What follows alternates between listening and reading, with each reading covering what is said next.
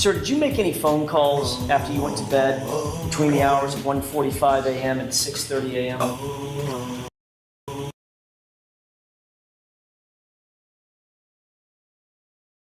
This video is made for entertainment purpose only. It doesn't mean to hurt any. And don't take it seriously. Sir, did you make any phone calls after you went to bed between the hours of 1:45 a.m. and 6:30 a.m.? Yes. Who did you call? I inadvertently called Brian Higgins. But you're so full of shit. So you inadvertently called him at 2:22 in the morning. Yes. How did you inadvertently call him? Well, I don't know because it was inadvertent. But you're so full of shit. Isn't it true that at the other hearing you indicated that at or around the 2:22 time frame, you and your wife were in bed together in an intimate situation? Yes, around that time. Nasty.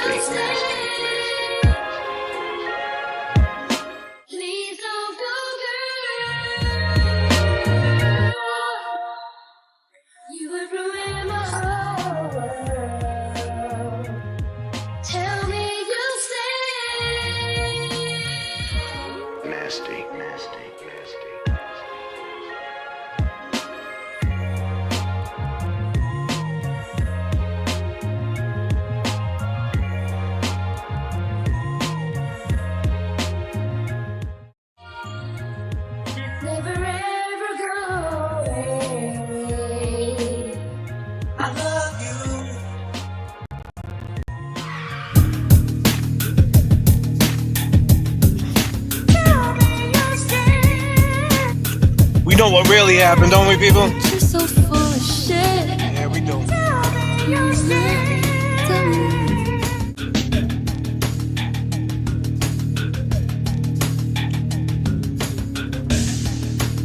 What were they really doing? You got questions on the J.F.K. show. You know you got to read between the lines. We got 42 people up in the chat. I need everybody just to bob their head like the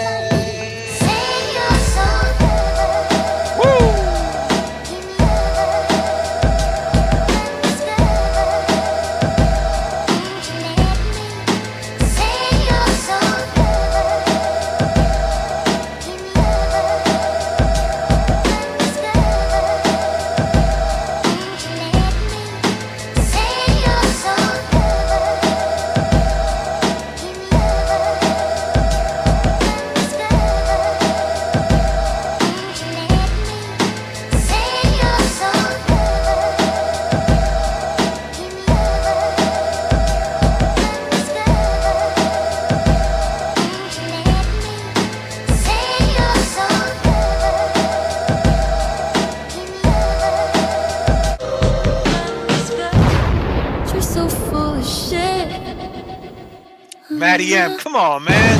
You're so full of shit. JM, stop that, You're so man. full of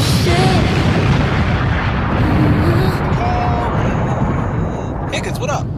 From McCabe when she, Karen Reed and Kerry Roberts found John O'Keefe's body. I think she's passed away.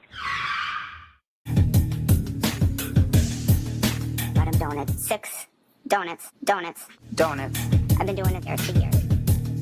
I responded some of my questions. Defendant responded. Okay, which? Ask again. I said, nope, tricks are for kids. For kids. It's showtime.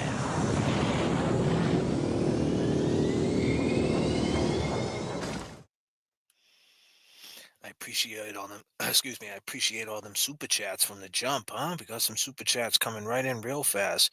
We got Bridget, $5. I appreciate you. Kelly Hill. What's up, Kelly? She says, I seen her say that she appreciated that I jumped on tonight. Well, I have to, right?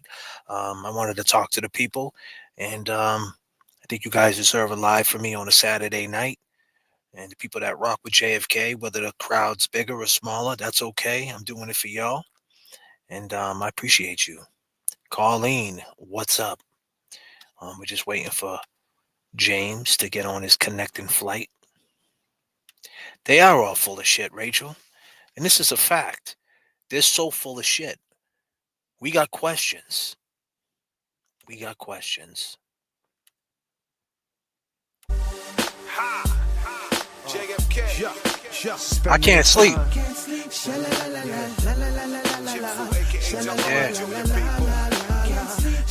Everybody got two hands, right? But it's like I'm always lending one.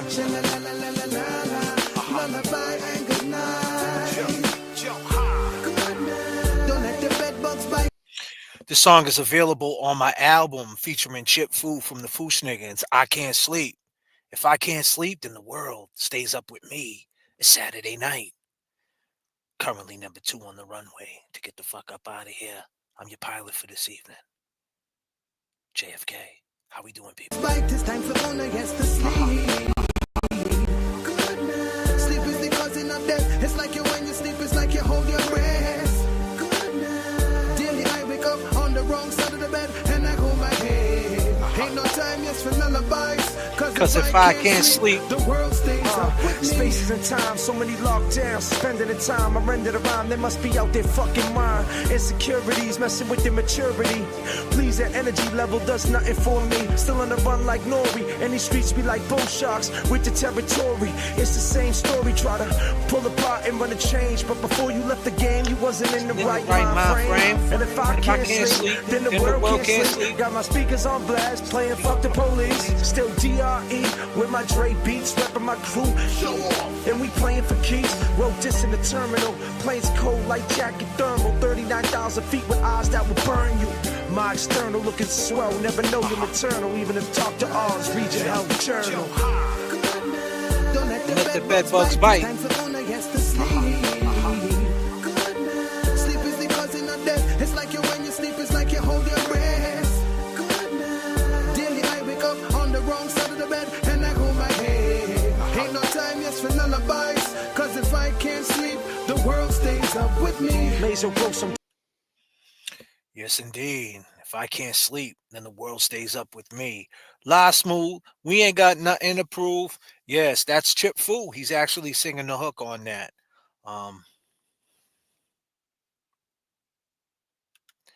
He's actually singing the hook on that, Chip Fu from Brooklyn, New York. I leave it a bit of dirty, have it a mercy. How about attack? And I nobody smiling. Oh man, he was crazy with it. He was really fast. Oh man, don't let me start going fast rapping on you guys. JFK, I saw your old ride. I found the 1976 Huffy Spare with Evil Knievel bike today. Wow, that's crazy. Speaking of old rides, I got this. This is what my old iRock sounded like. I had this iRock, and I had the headers done, the muffler done. This was back in 2016. I actually sold it. Kick myself in the butt every now and then that I sold it, but this is what it sounded like. It was raw, man.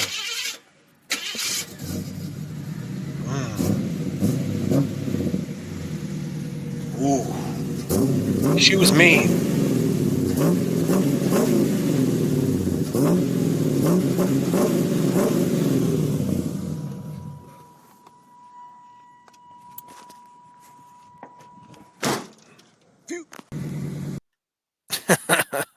She was mean, man, my 88 iRock. So she didn't have leaky T-tops. By no means had leaky T-tops. She was done all over. Funny story about that iRock story. So I was looking for an iRock.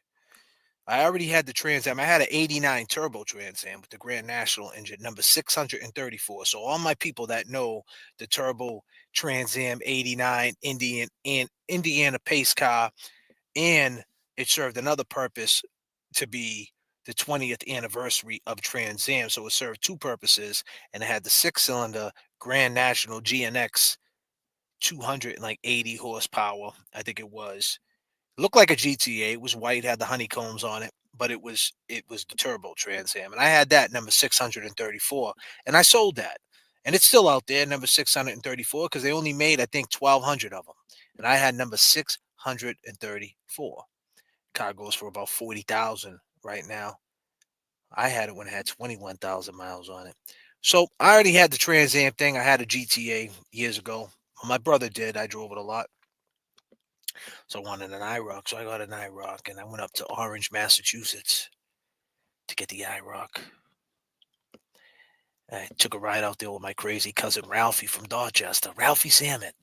If anybody's from Dorchester, around the age of 45 to 60, you might know Ralph Salmon. Sick dude. Yeah, funny guy. I love Ralph. Ralph Salmon. I see, man. Yo, man. I don't know, man. Ralphie, you out there, buddy?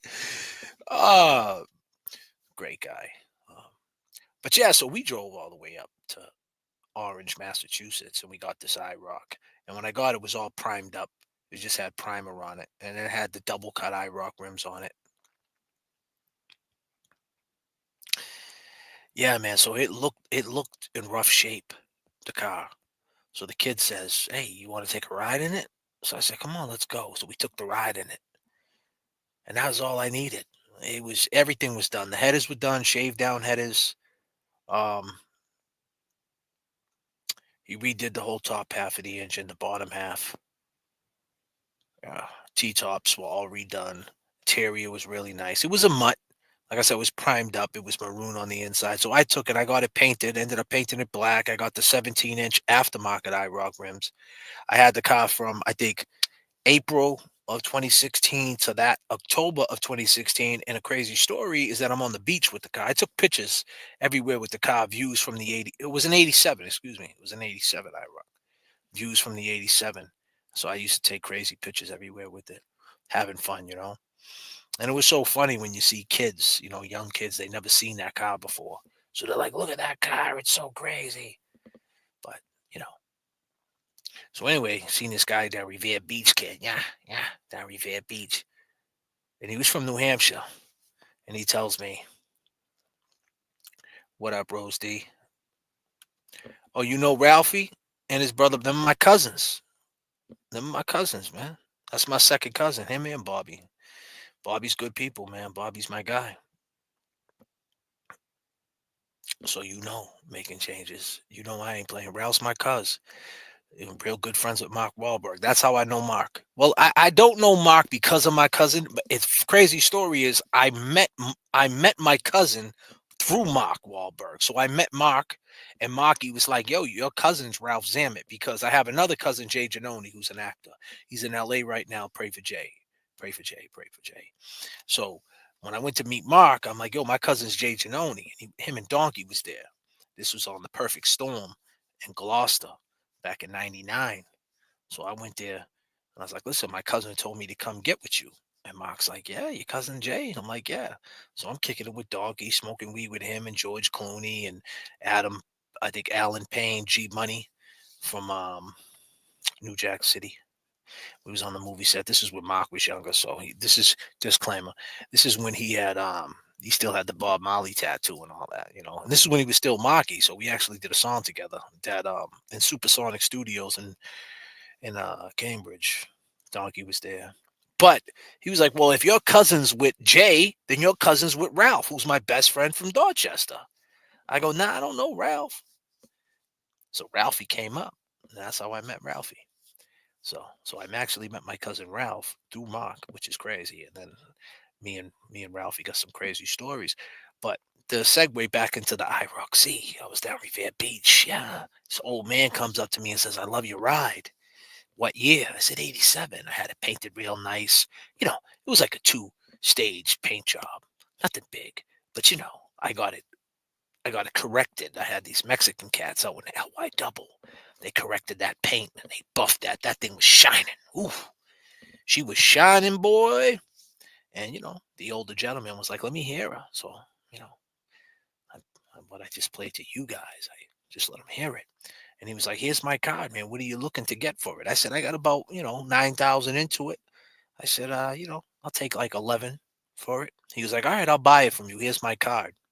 I said, better yet, buddy, take my number and call me if you're serious. Because, people talk shit all the time, especially the older dudes with the gray hairs on their chest. Yeah. You hear that all the time.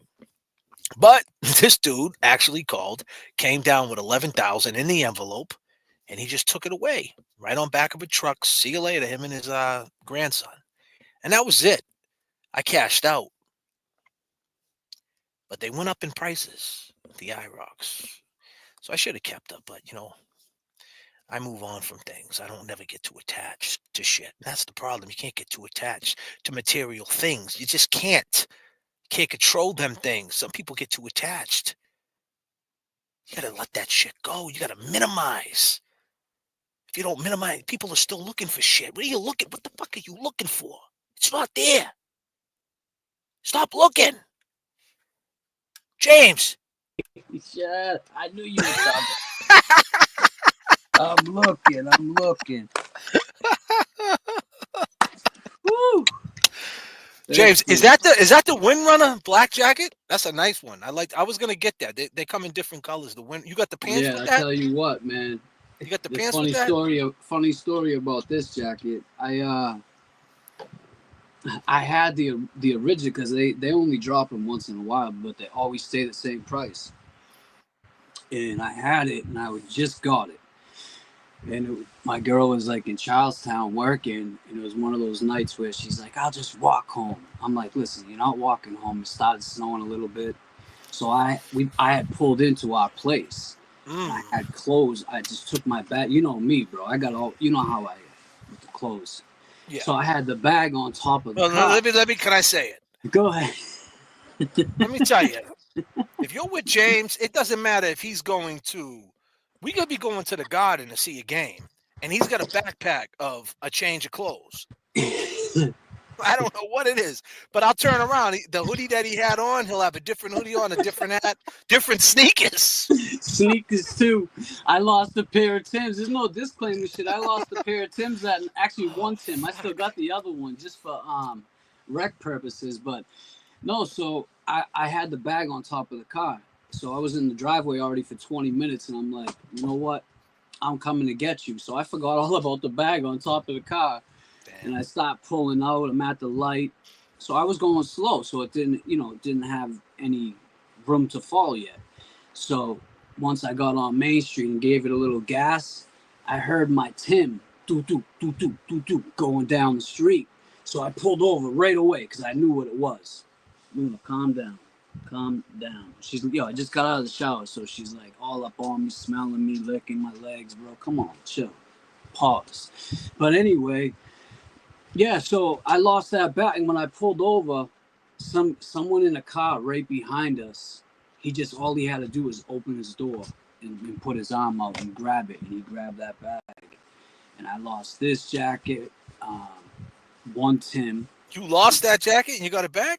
No, I bought it. I bought another one. So I bought another one like last year. They had them at Nike for like $89.99. So I was like, oh yeah, I'm buying that because I've never seen them cheaper than $100. Yeah, they're the Windrunner joints. Yeah, they're dope, man. Especially when I take her for a walk. It's like it's perfect. Indeed. What's going on, J.F.K? Nothing, man. Just kicking a little monologue to start the show off. I played. I was playing this because. Can you hear this, Jay? Yeah. Oh, you know what? I won't try to do that. Everyone keeps saying. Listen to this IROC. That's what the IROC sounded like. My old IROC. Oh yeah. Raw. Listen to her. Dick, I wish you had.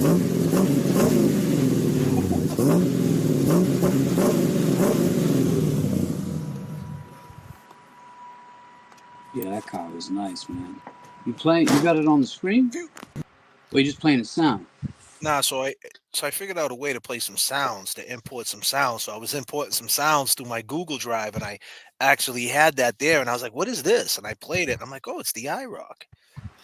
I'm like, "Hey, that's it." I talk about it enough. 87 IROCs, Yeah. But did you guys watch my video that I just put up called JFK Get to Know Me a Little Bit? I just put that video up. We got 139 people. Go to my video section. Go check it out. It's about 22 minutes. Isn't that funny? 22 minutes. Kind of like 22 seconds, right?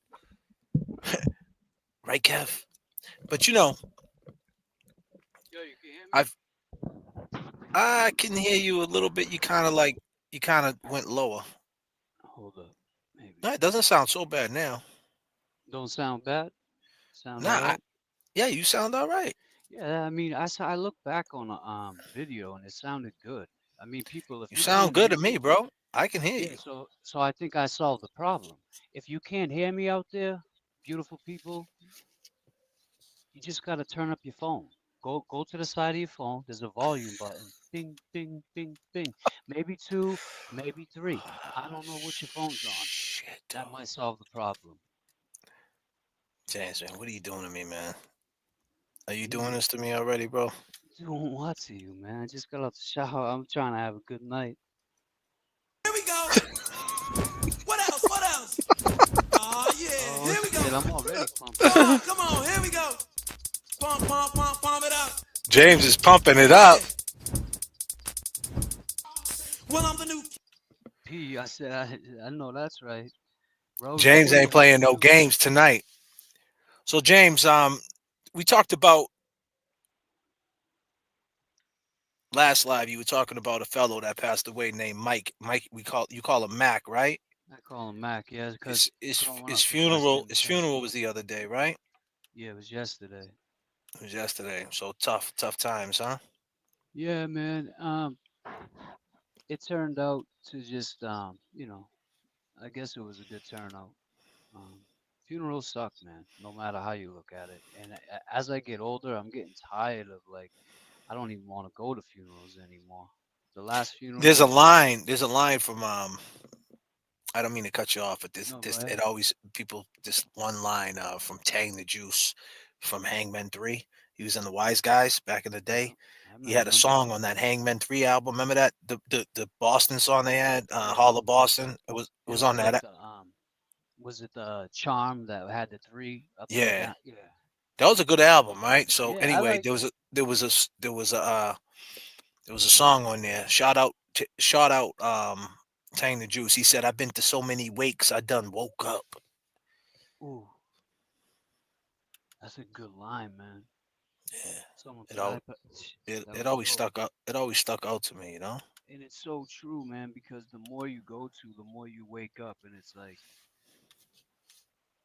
you know, you value life, you understand more um, the things in life that aren't so important, the things in life that are important.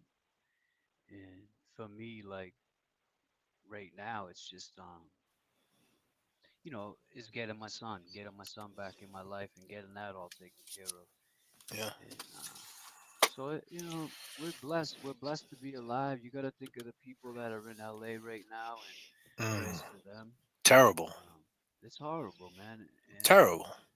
you know, I mean, uh, you got mountain lions. You know, all the wildlife too. You yeah, all know, the wildlife, like these people just don't. poor animals, man. Just like what are they? It's. I mean, it's the devil, man. Like Yeah, I seen it's some. scary, right? That's like the day Yeah, you see the fire, you just think the devil, man. well, I mean, that's all you can think of, you know. And then couple weeks prior, with the shit in New Orleans was wild with that guy, the terrorist and everything. So We're that's just like, seeing everything in real time, and it's like the anxiety that people have that they don't even know they have. mm, It's like the panic. And I've been head on with panic attacks. oh man, Like I faced them. Um, I had panic attacks before because in my line of work, everything's so loud. So like you're and in these it's so spaces. nerve-wracking sometimes too, Well, unless you're it, used to it. yes, It can be. yes, no, you're right. Yes, but what happened with me is that it was so loud. Like I was going on these tours, and everything was just loud and everything was moving. Then I would get off the tours, right, and then come home, and everything was just quiet. Quiet. Yeah. So the sound of the quiet sound was just so loud. It just made it just made me fight or flight. It wigged me out because it went from slapping hands, hanging out 5 in the morning, studio sessions, moving around. Ain't got time to think about anxiety.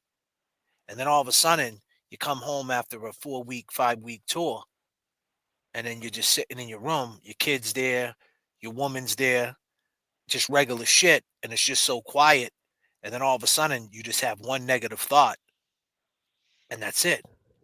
It's off to the races. So I face them things on. The balance is tough. The balancing act is tough, and that's the Very thing. tough. So when you have all these things going on that you're seeing the fires, you're seeing the death, you're seeing airplanes crashing, car crashing, car crashes, kids dying, President Trump's, and all these different things, wars in Ukraine, and all these different things that are just coming at you a mile a minute. Karen Reed's, Proctor's, all this weird shit, and then all of a sudden you try to decipher it all. It could just spin you right out of control and give you give you the ultimate panic attack. You just think there's something wrong with you, and you're not. There's nothing wrong with you. It's that there's a lot of shit going on, and it's hard to digest. Yeah. Um, I know for me that Thanksgiving incident was just like when I got to the courthouse and you know, and I was back in that environment where COs and waiting to be called and stuff like that, and man, I started getting tons of anxiety, just like all of it coming back to me. I was like ready, like and I haven't felt like that in a long time. So I started practicing shit that I practiced to get to learn how to deal with that anxiety. So I was breathing in there, man. I was just praying so hard, but it's real, man. It came back, came out of nowhere. Oh, it comes, bro. It comes. And the thing is you got to have a positive baseline. And if the best thing you could do is like with me, it's that when I'm in the gym and I'm doing burpees and I got my heart rate up to 160, 165, I always look at it like if I didn't drop from that, then and we didn't have Fitbits, like I didn't know nothing about. I have an Apple Watch. I yet to put it on today, but if you got the Fitbit, I remember one time I was flying and the plane we coming back from LA, and the plane's doing burpees in the sky. It's like literally doing this the whole ride for like 4 hours. There was no smooth spot at all, and I was just like, damn, man, what a bumpy ass ride this is. But I'm a pilot, Yeah, so I pilot. Yeah, understood. yeah. You You know, know what was going on. I knew what was going on because what you do is you do the water test. If you're a pilot, you do the water test and you flip your water over. And if the water's not moving crazy, then the plane is all right. You're It's gonna just a be all little right. bumpy. So I was like, hey, I'm all right. But the point is, I was getting a little anxious because pilots get anxious. And but the point is, I'm looking down at my Fitbit and my heart rate's only at 70 BPM a minute. So I'm not even so the fact that you think that's the mind trick the body, body trick the mind. Sometimes you think your heart is beating mad fast and it's not even beating fast. You just put it in your mind, or you don't think you feel your heartbeat. That's another thing. If you smoke some good shit, you'd be like, I can't feel my heart. Yo. I remember I was in Cali and we're in Be Real studio with Exhibit. So, Static gets these two girls over. They fly in from Boston. They're Boston girls, but they live in LA. So they just came back from Boston, and they came in fresh off the plane, and they're like, I want to hang out. So Static brings them over. So we're in North Hollywood, and next thing I know, we're in the studio, and they're passing around the trees, and like it's like the tree just got cut down. You know what I mean? Like it's so fresh, and the girls just got off the plane. It was a red eye, so it's like 3 a.m. to them, but it's only 12 a.m. to us, right? Right. So they've been on the plane for 6.5 hours. So they start smoking this shit. And I look at them, I say, listen, you gotta calm the fuck down. This is not Boston weed, this is Cali weed. All of a sudden, right after I said that, about 5 minutes later, I'm just looking at the girl's face. Because now she's looking at Be Real from Cypress Hill. She's looking at Pimp My Ride Exhibit. The music's blasting. Dudes got, cripped out, looking just straight LA dudes. And this is a girl from Boston. And I was like, you all right? She was like, I can't feel my heart. Yo, I think that makes it worse, bro. I think that makes it worse when you're like, are you okay? Are you all right? once you hear someone say, "You all right?" No, but her Start thinking face, like, like you could "Damn, tell what's she was wrong?" squirming. She was like fighting it. Like something was wrong. It was off. You know what I Yeah, mean? So because I was like, like you said, back then the levels were way different. It's not wait. like now where everything's just you can get from a dispensary or whatever, killer weed. Back then it was a lot different. Yeah, man. So she's bugging out. She's wigging out. I can't feel my chest. So I said, listen, I can't feel my heart. I said, listen, let's go outside. So it was cool out. It was like probably 65. Nice. So we're outside and she's telling me how she thinks she's dying. So I'm like, how old are you? She's like 27. I said, I can assure you, you're not dying. She goes, yeah. I go, there's no reason for you to die at 27. Right. So she's like, she's sitting there. She's like, but yo, I don't feel. I said, listen, you've been telling me you're dying for the last 5 minutes. I said, you're good. You're Yeah. not dead yet. You're all right. So I had to talk her out of this anxiety attack. And then right after that, I went in there. Static's behind the boards. I looked at Static. I said, Static, we got to get these girls the fuck out of here. And that was it. But yeah, Yo, those anxiety's no red joke. eyes. Yeah, anxiety's no joke, but those red eyes, man, they should have came off and maybe took a little nap instead of just They were jumping right smoking that into weed. it. They were like I said, they were chiefing that, man. Nah, it wasn't K2. Nah, I just told you we was with Cypress Hill, but Cypress I can Hill. I can assure you that it wasn't K2 in X to the Z. Yeah. K2 was around back then. Yeah, K2 was around. We were He talking just said, about we talking about 2011. I remember in Atlantic City they were selling that shit inside the little shops on the boardwalk. yeah, I hit Atlantic City good one time, James. I got it for like 7,000. Smashed them. and you got the hell out of there, huh? Yeah, I was on the boardwalk chilling. Went back to Brooklyn. Smashed them like 3 in the morning. That was the first time I was ever there. I ain't never been there. I gotta get out I there. thought you were talking about 94. Now we ain't talking about 94, Sam. 94, I was shit, I was only 18 years old in 94. Um, nah. This was 2011.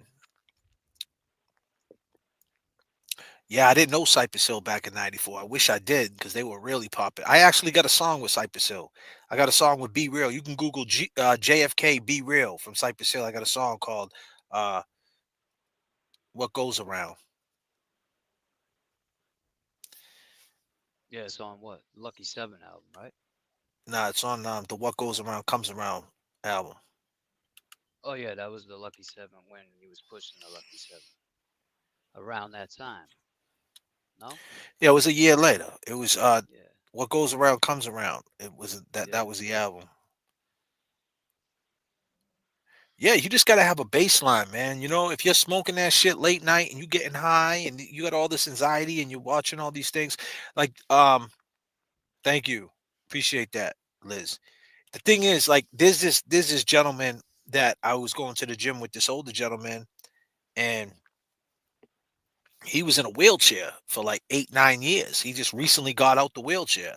He's got a big cut on his head. He had fusion in his neck, and he's a vet. And he's telling me stories in the 60s. Big dude. He's like 6'5". He's a little shorter now. He's probably like 6'3" because he's bent over a little bit. He's still gonna walk with the walker. And you know, so yeah, he's telling me all these stories, and come to find out, man, he's a colon cancer survivor. That's the craziest thing, right? And he had the same surgery as me and all this other shit, right? So we're talking, and anyway, he tells me, I go, what are you doing when you get out of here? He goes, I'm going home and I'm going to watch the Andy Griffin show. And I said, there you go. I said, when I get out of here, you know what I'm going to do? I said, I'm going to watch Three's Company. He goes, yeah, I love Three's Company. And I go, yeah, then I'll watch some, because you got to watch these TV shows, man, that ain't so violent. These people on Netflix watching all this crazy shit and all this like weird shit. I can't watch that shit. Shit. I'm watching the heat of the night, man. It's in the heat of the night. I'm I watching saw weird. I saw Nick Rocco the other night say, how do you get all these songs talking about you when you come in with these old school songs? That's how. Because you hear that old nostalgia, and your mind's in a good place. For songs like that, if you was thinking kill, kill, kill, murder, murder, murder, you'd be playing some weird shit. Yeah, it's on Pluto. I watched three. I love Jack Tripper, man. His son looks just like him too, man. Jack Yeah, I Tripper, heard that, man. John Ritter. Yeah, man. John Ritter is one of my favorite dudes on the whole planet, man. Yeah, that was a You know, great show. it's the best show ever, man. It Someone really knocking is, on man. door. We've been waiting for you, Yeah, Mr. Roper. I love Three's Company. It's on Pluto TV. Yeah, see. Mm, But you gotta watch the Regal Beagle for sure. You know, yeah. I'm just like I need to watch shit to calm me down because I ended up watching the show Joe. You ever watch Joe on Netflix? The guy Joe. I don't think it's called Joe, but it's the guy Joe, the psycho killer. Oh, he's crazy. Well, I know you girls know the show I'm talking about. The season's coming back, season 5, man. It's crazy. Now I watch it because I was forced to. Joe. Not that show. Dex. Oh, Is it like it's called Dexter? You. It's Oh, called you. You. Yeah, yeah, you. Yo, Yeah, I started. Yo, it's nuts, right? Yo, that shit is crazy. Now that's the shit that will give you nightmares. It give you now if you're smoking that shit and you watch you might You. you might Imagine, be imagine you. you Yo, might that's find fucked up. yourself in the emergency room. Yeah, he's a good actor, that kid. Um, He's a sick yeah. fuck. So what? You're on to how far are you into that? I already You watched probably all know. of them. I mean, it's Oh been yeah, that like since I think 2022 it's been out. So I yeah. watched them all and now I'm waiting for season 5. It's coming out this Cause year. dude got that glass box everywhere he moves to, right? Yeah, he's a sick fuck. But the ending was crazy, man, to see what happened to him, and that's how he turned out. You know what I'm saying? So it's like you got to be really cautious nowadays what you say around your kids, how you raise your kids. I mean, it's not my place to say how to, but that kid was if that was a true story, I know it's not, it's fictional obviously, or not what is non-fictional. I forget how what's a I can't Shout out well Joseph K and gifted 5 JFK memberships. I appreciate you, Joseph. Yeah, she yeah, says I so love you is great. Yep, you is great. Waiting for that. You know what else I like too? I like Hightown. Hightown was dope. yeah, what happened to that show we started watching? Was it It was Hightown and the other one, City on a Hill. City on the Hill. They only had 3 seasons and they Yeah, canceled man. it. Now, City on the Hill is exactly what's going on right now. Boss. Yeah, that's probably why they canceled it. Yeah. Hold on a minute. James is on one. Hold on, James. Damn, James. James hit it right on the money, kid. That is the Yo, reason why they probably canceled it, bro. because Oh, if you think wow. about it, Oh, they come was on, here we go. What else? What else? yeah, Oh, yeah, here we go. Come on, here we go. Pump, pump, pump, pump it up. Yeah. yeah, it got canceled, Mark. That's a good point. Yeah, it's probably why. Well, we actually got a song called Ellis, right?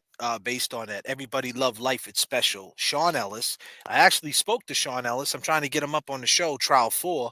Got a song called Ellis, Ellis. Everybody Love Life, It's Special. It's the Sean Ellis story, but with a spin to it, because it's hip hop and I got to make storytelling. But it's Right. just to bring awareness. Everything we do on this channel is just to bring awareness to the corruption of Massachusetts, to the system, just to everything, whether it's anxiety, just hope, and just what life is. There's so much more to this JFK channel than Karen Reed. We definitely want to free Karen Reed, and we love Karen, and we got nothing but love. But Karen Reed brought so much awareness, and so did Officer John O'Keefe. Be clear, R.I.P. Officer John O'Keefe. They brought so much more to the table because it opens up dialogue for so much more: life, death, friends, all these different weird things coming out. People just hate, just like, oh, I believe Karen Reed's innocent. Well, I hate you. It's like, what? It just Yeah. shows you how social media, it's a conversation right there, is that social media brings out the worst in some people, right, James? Oh, absolutely. I mean, back in 2008, I mean, you made it very clear. of what it was about when I was getting all the shit from the banner. You're like, bro, it's just a pecking order. They're just gonna keep pecking at you. They're gonna keep pecking at you until they break you. Basically, actually, it's funny. Someone emailed me and messaged me like seven different people. Did you see that they're talking about the banner again? I'm like, who gives a shit? It's a Boston sports channel. Like, of course they're gonna talk about it. And then The someone, fact is, the thing is, the bottom line is the banner never was stolen. right, and that's the thing. It's like I seen all the comments and like so many people were like, yeah, right. That's a in Boston. That's what they say when something was stolen. It fell off a truck, and I just want to like chime in. But then once I chime in, they're gonna be like, oh, it's him. You know. So yeah, but he said, And that's the thing, like you said, it's Boston because it's Massachusetts. It's all these little surrounding towns. It's the one up game. You got 50,000 in the bank, I got 65. Your girl's Brazilian, my girl's Colombian. You got an IROC, I got a Trans Am. You like the Celtics? Well, I like the Bruins. It's just this one-up game. That's my store. I go to this bakery. What bakery you go to, dude? I go to Bovis. Bovis sucks. I go to Pazziali's. Well, I go to Mike's. Black Mike's. I go to Esposito's. my Bob is better than your My Bob. Bob is better. He's Dominican. He's straight from the boat, dude. I'm telling you, dude. Dato. You know what I mean? It's just this one-up bullshit. And it's like that shit doesn't fly anywhere else on the planet.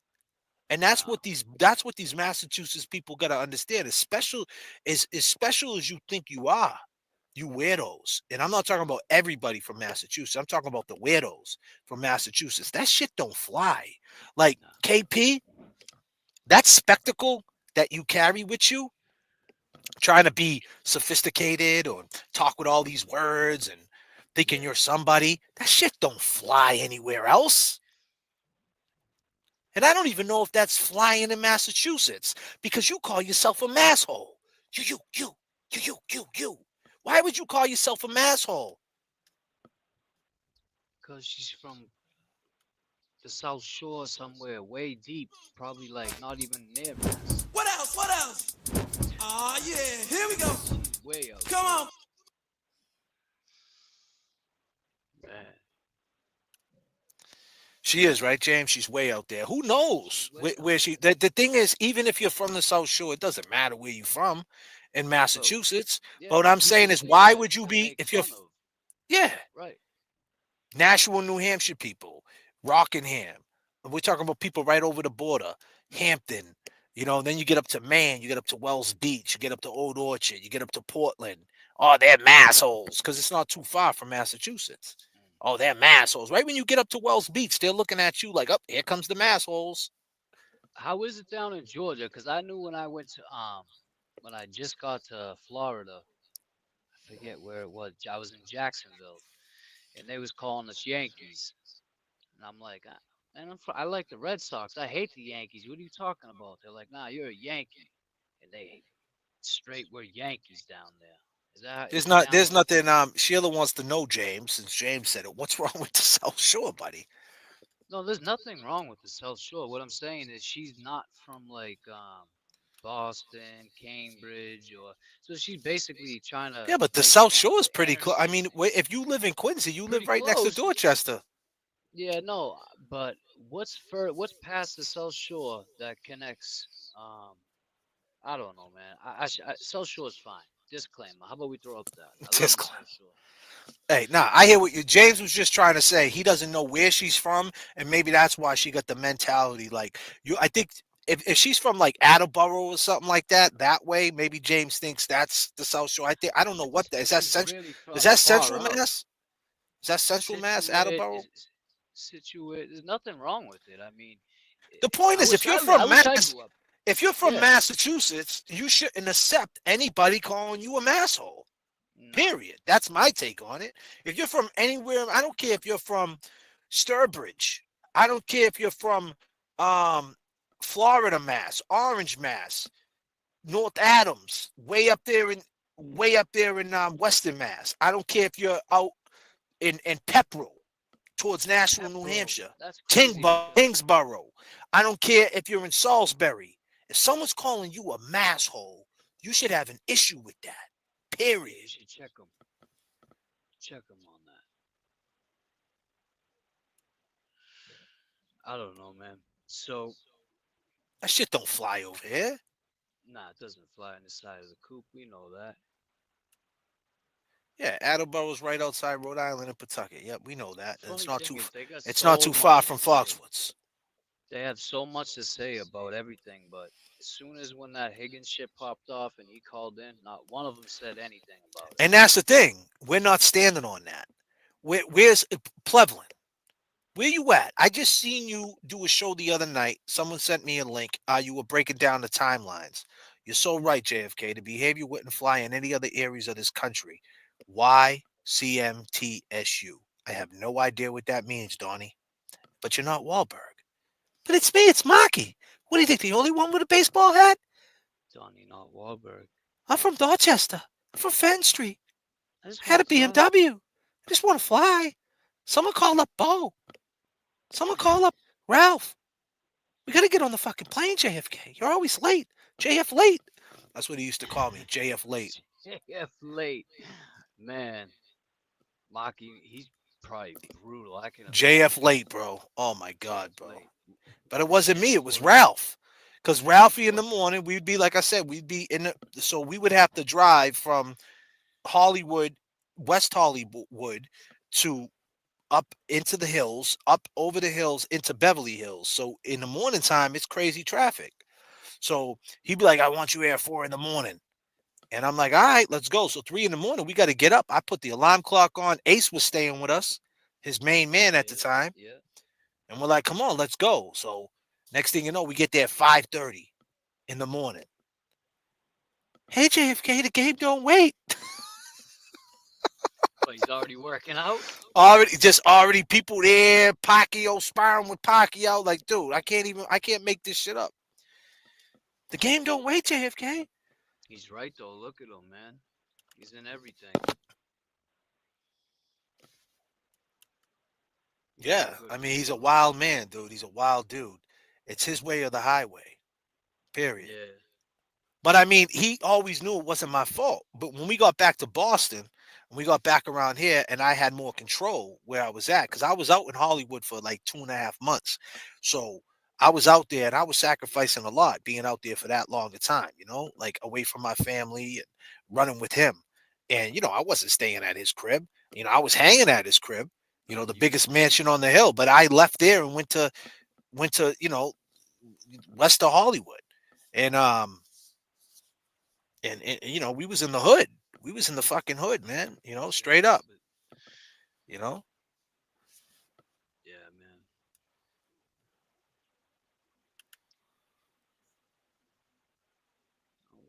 This thing is. I had to Google that, Donnie, not Wahlberg. What does it mean? What's that mean? What? What's that mean?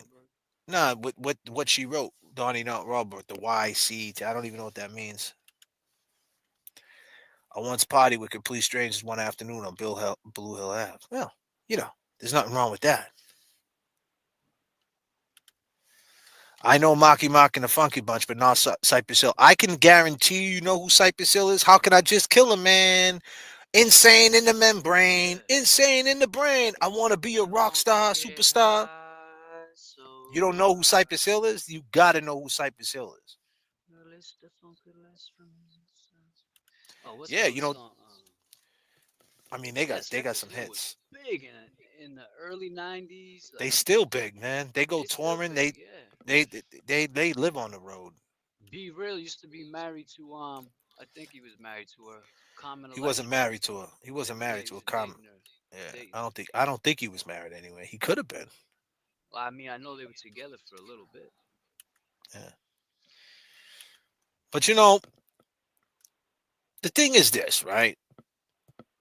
It's that when we look at things for what they are, we got to look at these. We got to look at these sound bites, man. What's this? Nick got 100,000 from 6 people towards Karen Reed's defense team. It was a bet to saying what he did. He was a rock star. 100,000 from 6 people, huh? Good for him.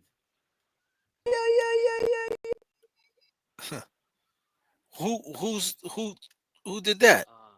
Donna but I don't want to say your last name wrong. I'm sorry, Donna. But Donna said Nick got 100. Oh no, I'm sorry. It was $100 from 6 people towards Karen Reed defense team. Yeah, you said 100,000, bro. Will she make $1 million in a day? Let's talk about this guy for a second. I worked with him, yeah, just for a couple of years. Okay. Now, this is a huge problem, right? So we're talking February 3rd, right? A couple days later after she's arrested.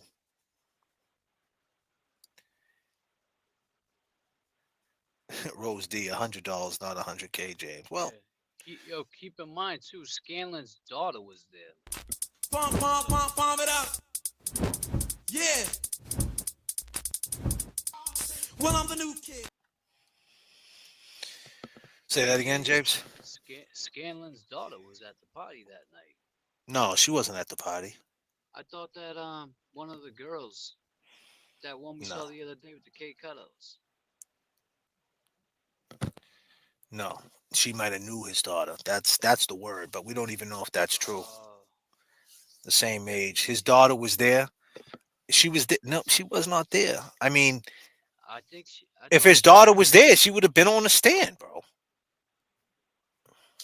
Yeah, that's true. She left early.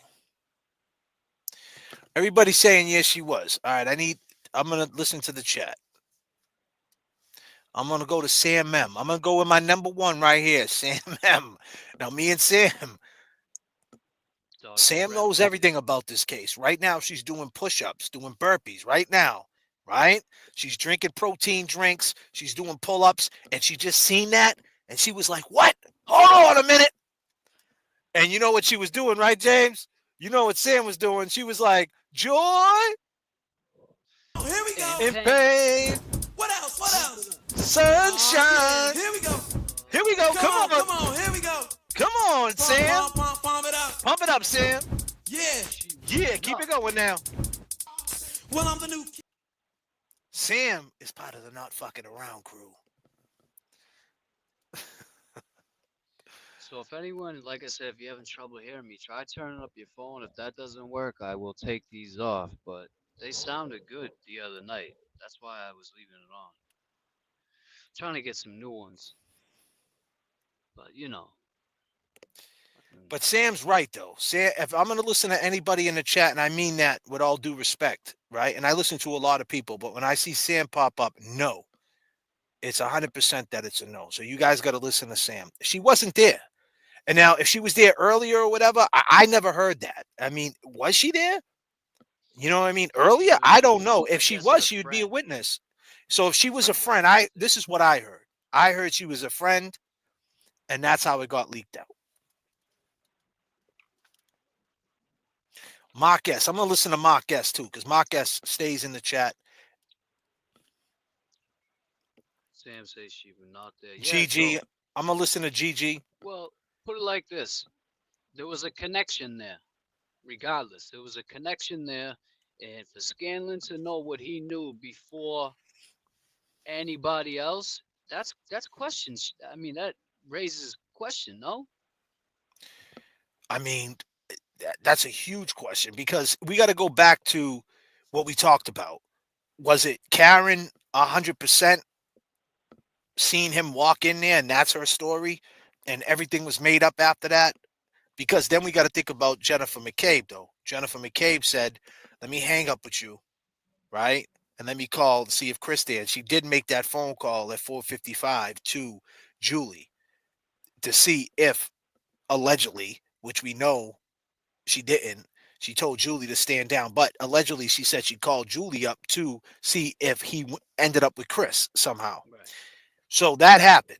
So do we believe that or we don't believe that? Do we believe that Karen was in a blackout and then it was choppy and then this guy came into the play? This guy made the play. And when he made the play and he started talking about what happened, the memory starts coming back. Let's take a listen to this guy. You know what? Since this whole thing took place, I'll be honest with you. If I saw him prior to this whole thing, I'd see him maybe once every, I don't know, 5 years. Okay. If I was at a road race or something like that, I'd run into him. It wasn't like we called each other or anything like that. But then, prior to this, I haven't talked to him. When this whole thing started, no. Okay. Because I'll be honest with you, and I'm an honest person. This thing stinks.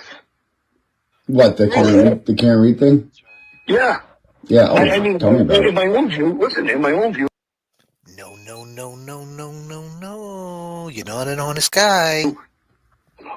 When this whole thing took place, no one saw an autopsy photo. No one saw anything. You read about it, he had a scrape on his arm, a bump in his head, or whatever. Then when you did it, you opened... This is when he tries to butter up Turtle Boy. He tries to butter him up. This is what you call a classic example of a stooge. This is what stooges do. They try to tell you. Sound real quick. I'm sorry. Someone said take off the this part right here, the foam. You've been sounding fine the whole ride. I know, that's what I was thinking, but I mean, making changes, James, stupid question. The foam off the mic, that might help. Yeah, it might. All right. Well, we're here. We're currently at 23,000. You guys can walk in the cabin. You guys can grab some waters. You guys can go to the bathroom. Whatever you guys want to do. This is your chat. And with that being said, James, since it's their chat, talk to the people, James. Beautiful people. If there's somebody behind you kicking your chair, you have the right to get up and say something to them. But right now, we just need you to say one word to describe Karen Reed. What's that word? We just need one. It's your chat, people.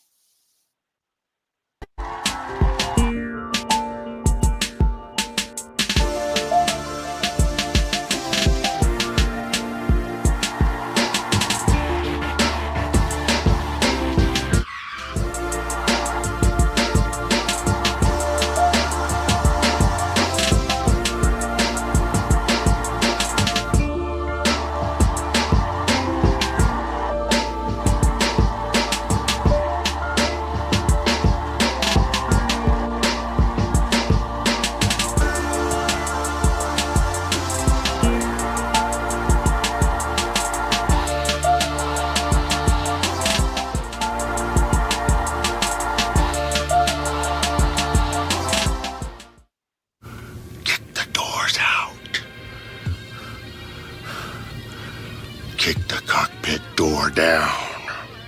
I am not the chosen one that you speak of. I am not.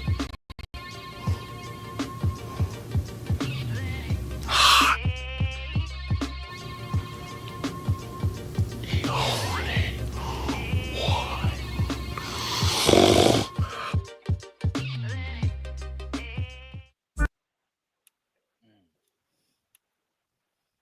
Warrior.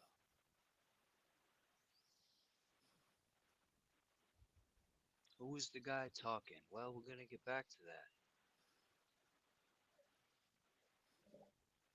That's Steve Scaredlin. That's what we call him, Scaredlin. He's scandalous. Scandalous. Why are you so scandalous, man? Because you know what you did, right? You know what you did, bro, was just it's so you did her so wrong. You know, you got this girl. It's so wrong what you did to Karen, bro. You know, it really is. You know something, man. All because he's afraid. Has now gathered. Her car still in the driveway. And that's when Karen says she stops to show her dad her cracked taillight. Showed my dad my light. Her cracked taillight. Showed my dad my light. It was cracked.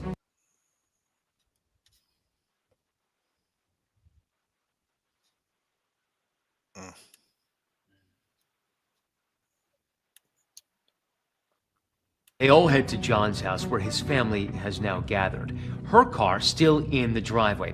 And that's when Karen says she stops to show her dad her cracked taillight. Showed my dad my light. It was cracked. And he said, I just want to make sure the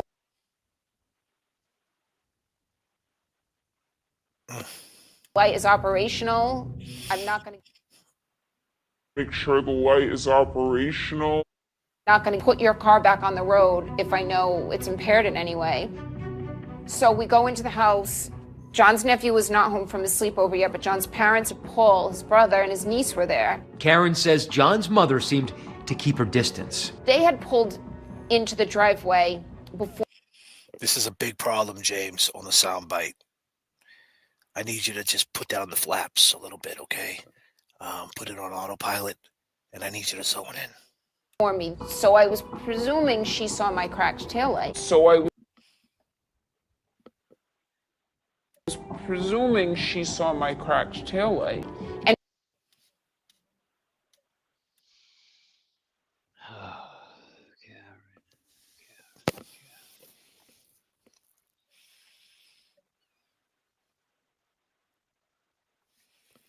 You know what Hank's gonna say. Welcome to the rebuild.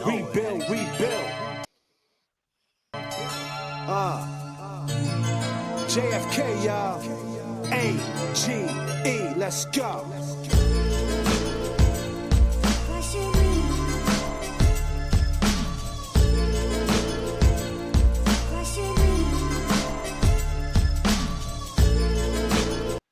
If you like the beats, they're on my new album, Bandcamp. It's pinned to the top. This song right here is called Right About Now. Yeah, it makes you wonder. It makes you wonder. It makes you wonder, right? What's Hank gonna say, my brother? I think Hank's gonna say, why was that the first thing you was thinking about? The tail light. Hold on a second, James. I gotta zone you in, man. You looking real serious. I gotta zone. James is looking like. Don't you think he's gonna say something like that? Why was that the first thing? Wait a minute, James. Do you got a pen in your hand? Yeah, it was. I got. Hold on a minute. He got the pen. Oh shit. What else? Shit's getting real. Yeah, here we go. I'm not playing no more. Come on, here we go. You guys Pump it up. Respect on James Jackson. Yeah. I got the pen. I'm the new kid. The mic's James Jackson got the pen in his hand. He is a real analyst. And Talk to him, James. Yeah, no, I just think that why is that a major concern? The love of your life is dead, or he's in the hospital fighting for his life, and that's a concern. No, at that point he was dead. At that point he's dead. Oh shit, Jay. Oh jeez. I don't know. I just think it. Hit my son. I could sense from her that she was looking at me very warily. I said, Dad, come upstairs to the master bedroom. And I said, I think I need to leave. I said, I think John's mother thinks I did something to John. At what point on Saturday the 29th did you have the wherewithal to think, maybe I need an attorney? As soon as I interacted with John's mother at John's house, when we were driving home, I said to my father, I got to get an attorney. That's a smart move.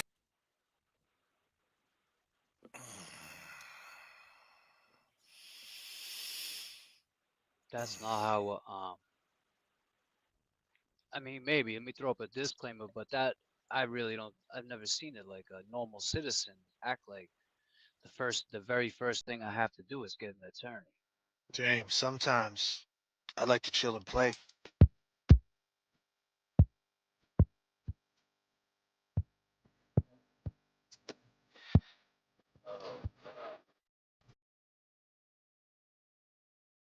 Yo, whatever beats. Can you guys hear those? What he's playing? Yeah, they can hear us, James. We're loud, dude. We're on the flight deck. We're running the whole play. I'm asking about the music. You playing? We're loud. Yeah. You don't hear the music? Nah. You don't hear the music? No, that's why I was asking them. They can. I don't hear it. They can hear the That's music, weird. but you can't. Yeah, they can hear it. That's weird. I can hear you talking perfectly fine.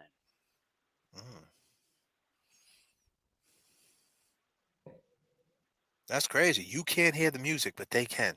No, I thought you was just playing when you were dancing in your head. Nah, they can hear the music. Wow, that's crazy. I thought the whole Yo, time that's you could hear the music. no.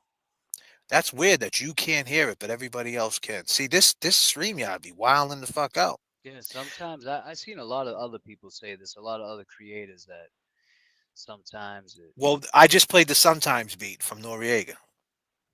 Mm, That's why when I seen your reaction wasn't right, I'm like, why? I thought you'd be like, oh, because that's the beat. nah, man. Yeah, so this is what she said, James. This is your flight, brother. You got the flaps down. Talk to him. This is what she said. The crazy thing is too. Earlier today, I had watched a video. I was telling Jay about where it was a guy who's like he's an analyst on face movement, face expressions, different things like, and he was saying for the most part she was telling the truth, but there was some things he's like, I'm gonna get slack for, I know, and some things right here were like what she said just now. He's like, why that? Oh, and when she hit the back of John's car, he's like, all right, he paused it, and you didn't see Karen get out or even make any kind of reaction to it. If you hit something, right? Your first reaction is gonna be like shit, especially a brand new Lexus. You're gonna be like, damn, I just cracked my light. You're gonna get out and check it out, no? They're gonna say that too in trial, and they're gonna say that. See, all this stuff, the sound bites we've been talking about. See, I went back and in the very first time we talked about the sound bites was 4 months ago, and we got so much pushback. I mean, James, I lost like a hundred subscribers, Yeah. and I don't And think they're even. I don't think they came back. They left. They hated me. You guys are you with the Hank prosecution? There's stop no with way the she's sound bites. stop with Stop the talking sound bites. about She was just and listen. This is and we said the trial's coming up. They're going to use this. mm, It's right there. So the question is, what do we do in this situation? The reason why we're going over the sound bites. Let's be clear. Disclaimer. Disclaimer. We're not going over the sound bites to shit on Karen, even though it could look like that, right? It could. Oh, they were on here talking about Karen. Okay, I get it, Karen. If you're watching, we're not trying to do that. We're no. trying to get you prepared. We're trying to get you prepared of everything that you said. These things right here, especially this one right here, I got a lawyer. So your boyfriend's dead, and you get in a truck with your father, and you're talking about getting a lawyer. To a jury, fresh off the street, that doesn't know a lot about this case, because we can all sit there and we can all act like everybody knows about this case. But we were on the street, right, James? Absolutely. And talk to him. Some people didn't know. Some people we had to tell them. Karen Reed, we had to explain it to them. The woman that's charged with accused with killing her, hitting her boyfriend in the car. Oh yeah, yeah, I heard about that. But they're not like familiar like we're all familiar with it. I mean, yeah, it went worldwide, but some people just don't pay Oh no, they attention don't to know. it. They don't know the ins and outs. They're not. Right. There's 194 people on this flight right now. We got 194 souls. Some people missed the flight. Some people are driving. Some people are just jumping in when they want. Some people is not as fly as us, Some people right? left as soon as they heard us say now 199. Some 64 people, came back. some people are afraid of flying. But everybody in this chat, we're not afraid. We're all here. We're all here for it. And I love every last one of y'all. And I appreciate this that just dropped on my screen. I just seen a purple chip. It might look pink to you, but it looks purple to me.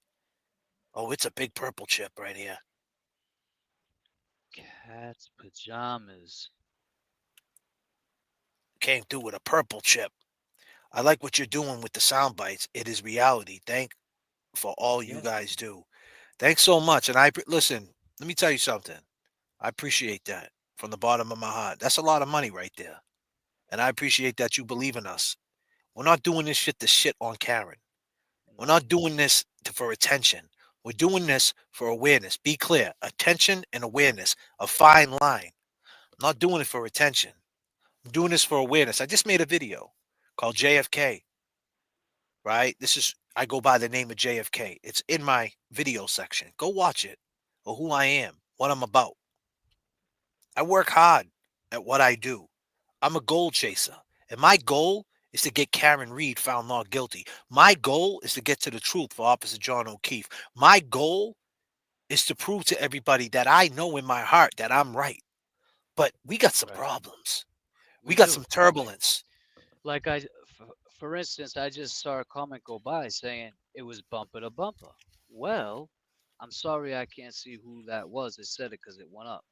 But if it was bumper to bumper, Karen said to somebody that, walking by, and that's another soundbite, when they ask what happened to the light, and she said, "You know what happened to the light. I hit John's car. I backed into John's car. So if it was bumper to bumper, I mean, that's all. It's just reality. Those sound bites that they always come back. Listen, if Karen was in a blackout, right? It's not necessarily so that she cracked the tail light right there. Now, you got to come up with a defense. You have to. I've been in this situation. That makes the most sense. Am I saying Karen's lying? I'm not saying Karen's lying. I'm not saying that her lawyers are lying. But I'm saying that's the easiest way to just give reasonable doubt. I cracked it on the tail light. When I backed up, I hit that. That's where I cracked the tail light. But we don't know that. We don't know. We don't know if she spun and took a corner and smashed into a car. Is she going to say that? Is she going to say she spun out around the corner and smashed into 3 cars? That means she was driving drunk. And then, this is what I heard from his. This is what I heard from Plevlin. Someone sent this to me. I forget the minute mark. I'm not going to pull him up because he's just so rude, that dude, man. He just wants to see Karen fry. And everybody to him's the mindless mob. It's like, calm the fuck down. It's getting old, bro. You know what I mean? Reinvent yourself. Put a wig on or something, bro. Throw a fitted on, man. Throw a fitted on like your man JFK, Plev. Switch it up. Have Plev come in with the fucking Axl Rose shit. You know what I mean? Like, switch it up, Plev, man. You getting real old and stale. But here's the thing. He did say something. He leaked some information that I wasn't aware of. He said that when she went on the Boston magazine thing with Gretchen, Gretchen? That he said, that she said, and it's taped. It's on tape. And they're gonna get this tape. That she said that her dad was worried about the tail light because there was wires coming out of it and there was sharp pieces sticking out. And that's on tape. And he said he doesn't know why they didn't play it last trial, but they're going to play it this trial. So everything they're saying about that tail light with wires sticking out of it, Kerry Roberts testified there was wires sticking out of it, basically saying the tail light looked exactly the same as the tail light photos inside the Sally Port. The Sally Port. Inside the garage, yeah. So that's what he said. I don't know how true it is, but I mean, I don't think the dude is lying. Because the dude is all in. His information is on point as far as you got to follow the information, follow the evidence. He's all into it. But this is where he messes up. He's saying, and I'm about to pull it up. But before I pull it up, I just want to say that sound bite right there, that's one of them. That's one of many. And if that Gretchen one is out there too about the taillight, that's 2. I don't know how they're going to put them together. And Jimmy made a good point. You got to play them all. But they will. They'll play the whole thing. Yeah, it'll make that like a little mixtape.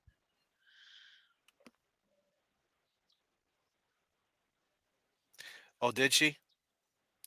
But he made, I mean, Hank is right at what he says.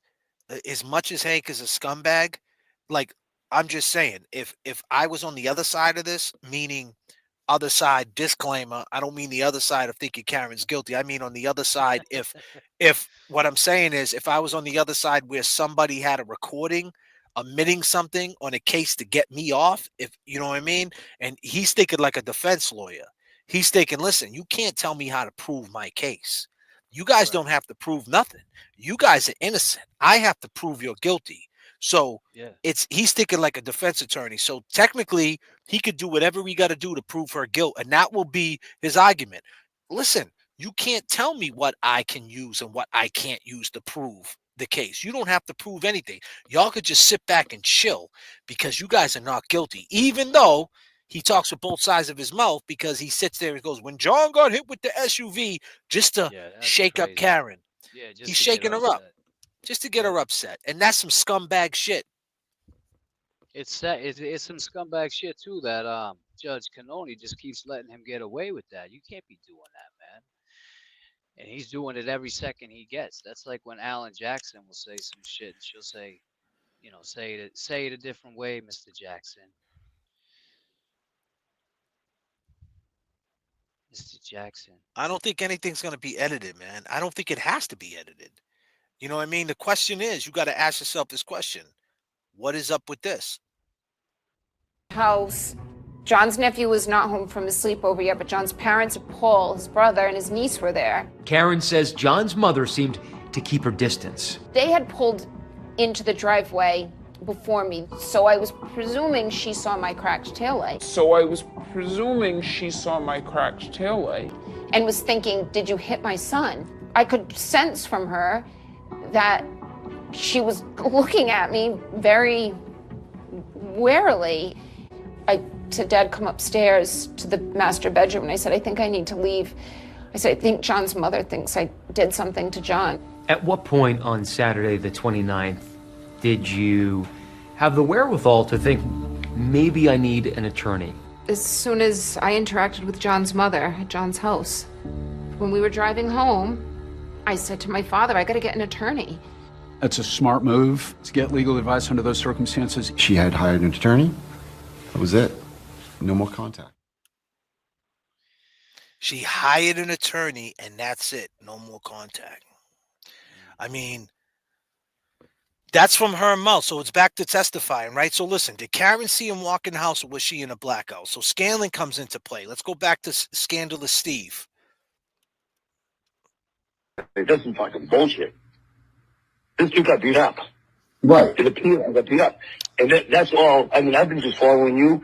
You know, and when you're out and about, everybody in the world's talking about it, and everybody has the same point of view you have. Oh, I know. It is what it is. But people that are close to you have told me, and that's how I got your name, that you've known this was a beating for quite some time, and that you might have contacted the defense about it. Is that true? Oh yeah, I did. That's correct. What I did was, here's what I did. What did you When do? this whole thing took place, I said, this thing stinks. Really? I don't give a fuck who's involved. Yeah. Oh, you don't? Okay? An innocent person should not be blamed for something if they didn't do it. Oh. Right. And that's what I stand for. Right. So, Now, I have you, reached out to Karen Reed. you've spoken to Karen Reed? No, I have not. I reached out to her on Messenger. Okay. This is back, it was like a year or so, a long time ago, whenever, I don't know when it was. Okay. And I told her, I said, look, I'm reading this stuff, I'm looking at it. I didn't, if you need help with this, I'll give you help free of charge. I met with the attorneys, and then the attorney and the investigator. And when I met with them, I didn't know who they were looking at or what, you know what I mean? I didn't really know the focus of it. I didn't know the people involved, whatever. No? And when they did, I was like, I have to walk away from this. I'm sorry. It's a conflict. It is what it is. I wish I could, but I told them.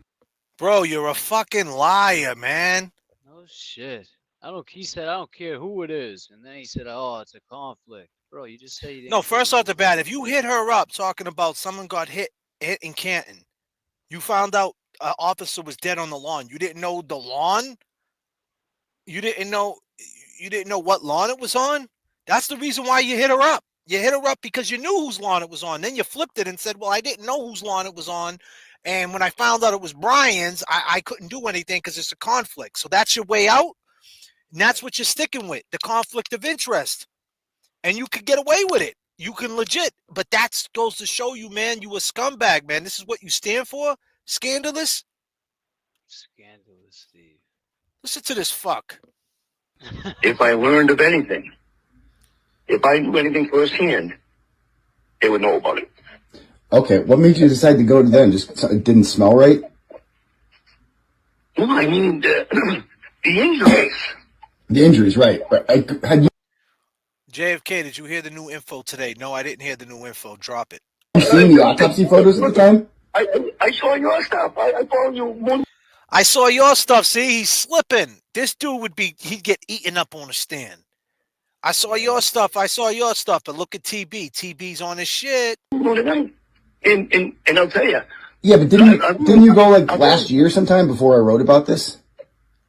Yes, but that was only because they talked about swollen eyes, a cut on his arm, and I'm like, maybe he got hit by a plow, or maybe what?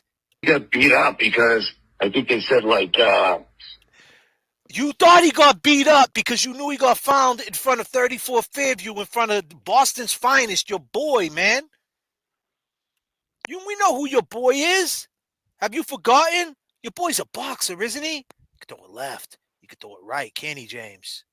Yeah, you can. Scared of that dude, huh? I thought he don't. If you don't get it in check, it will stop making decisions for you. And that's exactly what happened to Big Bad Brian A. See, he got on Boston's finest. He got with Donnie Wahlberg.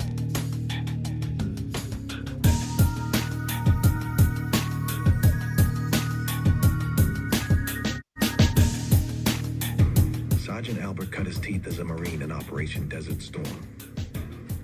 He views his work back in Boston as equally important.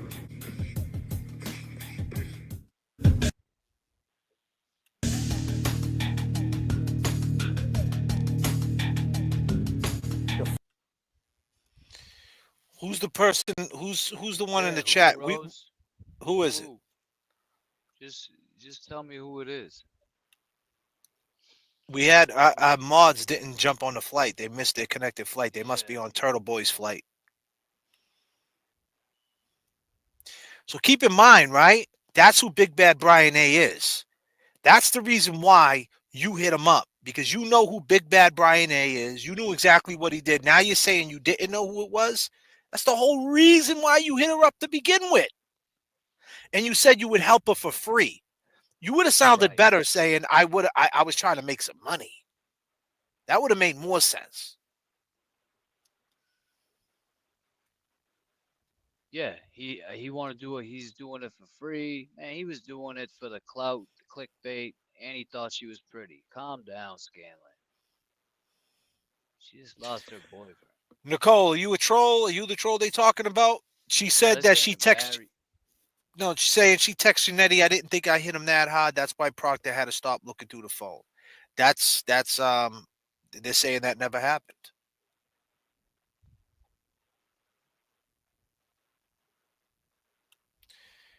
JFK, watch the LV's Cop Show from early today. The interview with Peter Murphy. Very interesting info.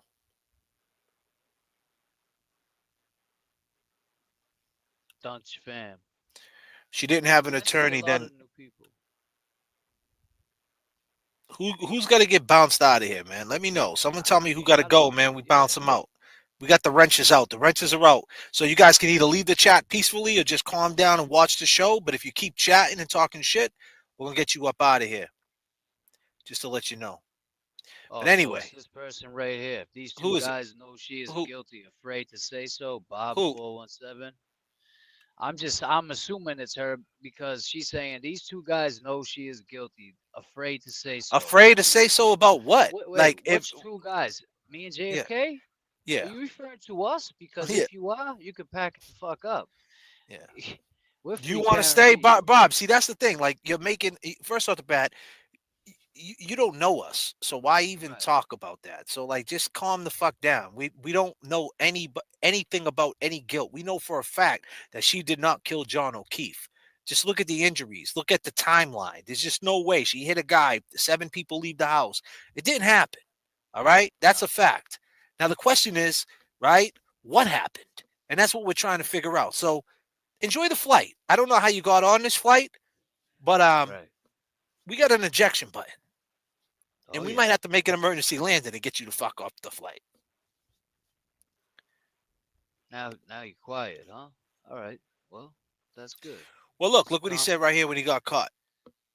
Missing a shirt or whatever it was. It looked like a fight. Okay. And that's... It looked like a fight. Why did it look like a fight? How did you know this? Whatever it was, it looked to me like it was a fight. Did they ask you to sign an affidavit or anything? No. It was just a simple talk. Okay. It was just a simple conversation. It was only my opinion. That's all it was. Okay. My opinion. They had a different opinion. Not a different opinion. They believed there was something happened. Oh. Okay. As far as like a fight. Okay. Okay. And that was it. And then I left. That was it. We talked about my So now he's flipping it, saying they told him. background, and how I knew Brian, how I knew other guys that we worked with, things like that. Very simple talk, and that was it. I see. Okay. Yeah, I mean, believe me, I'll call you Clarence.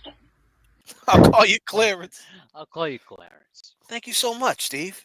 If I learn anything firsthand, you're going to know about it too. Yeah, I'm just... And I only say that because if it wasn't for you... Here he goes. Here comes the stooge, trying to tell Turtle Boy everything he thinks he wants him to hear. But then Turtle hits him with... Exactly what he wants right? to hear. So Turtle's soaking it in. So Turtle knows this dude's backpedaling. And it doesn't even make sense what he's saying. He's lying. Like, there's just no truth to what he's saying. Why is he lying now? The fucking story would have never made it. Right. It would have been dead. Can I ask you, how did you know Colin Albert was in the house? How did you know Colin Albert was in the house? Now watch this reaction. Who? How did you know Who? Colin Albert was in the house? Probably through you. I don't probably through you. I don't even know Colin Albert. No, but didn't you? I don't even know Colin Albert. Really? Did you tell the attorneys that Colin Albert was in the house when you met with him? Did I what? Did I what? Yeah, Did I what? Did I what? Did I what? Did I what? Did you tell the attorney? Did I what? If you didn't do that, if you really didn't know Colin, you'd be like, I don't know what you're talking about, bro. Right. That's your reaction is, I don't even know. I heard him through you. You're hitting him with the back and forth. I heard it through you. Did I what? You know what you told him. Tell the attorneys that, or David Gannetti or whoever, when you didn't mention the name Colin Albert to them? I didn't even know Colin Albert. Okay. Lies. And so now we gotta ask ourselves a question. Was she in a blackout? Right? And if she was in a blackout and she didn't see what happened, and she doesn't know what's going on, that morning's crazy. Now, the reason why she would ask for an attorney, because if she knows she was drunk, right? Disclaimer, and she didn't remember anything, Karen's all in her head. She's going to be thinking I was drunk, and they're saying all these different things. I might need a lawyer. Everybody's looking at me crazy. But this has to be explained.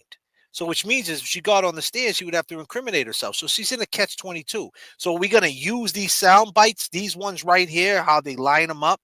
Because like my man, what was his name? Kurt from LA. Shout out my man Kurt. He broke it down the other night on a phone call. He said she was using the process of elimination. She was doing the same thing in this situation too, saying that I think I need a lawyer because they're all looking at me like I'm crazy because Jen McCabe already spoke to him. Kerry already spoke to him. She just ain't getting, she's not feeling the love. She probably already got issues with these people. And then she knows that she probably already knows she's in a blackout. The last time she remembers, she was at the waterfall, but now it's coming back. And then here comes this guy a couple of days later, 3 days later, after she gets arrested at her arraignment. He comes in and he drops all this knowledge about what happened. And now it starts coming together. And now she's like, I knew I wasn't bugging. Because who else did she have? There was nobody else that was on her side. They all were against her. It seems that way. She was flying Thanks, Rose solo D. out there. She was flying solo. Thanks, Rose D.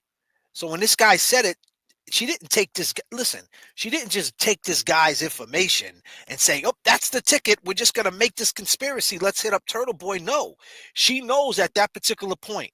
Okay, big bad Brian A's cool with this dude. I already know how that dude is. I already know how Higgins is. I already know how the night was going. Now that I think about it, 3 days went by now. The arraignment. She's starting to get her thoughts together. Now I know what happened. I went there. I dropped him off. He went in there. He must have gotten a fight with these fools, and they left him on the side of the lawn. Didn't she say that, James? She said like I didn't think that his friends would leave him on the side of on the lawn or the street like roadkill. Like roadkill. Like roadkill.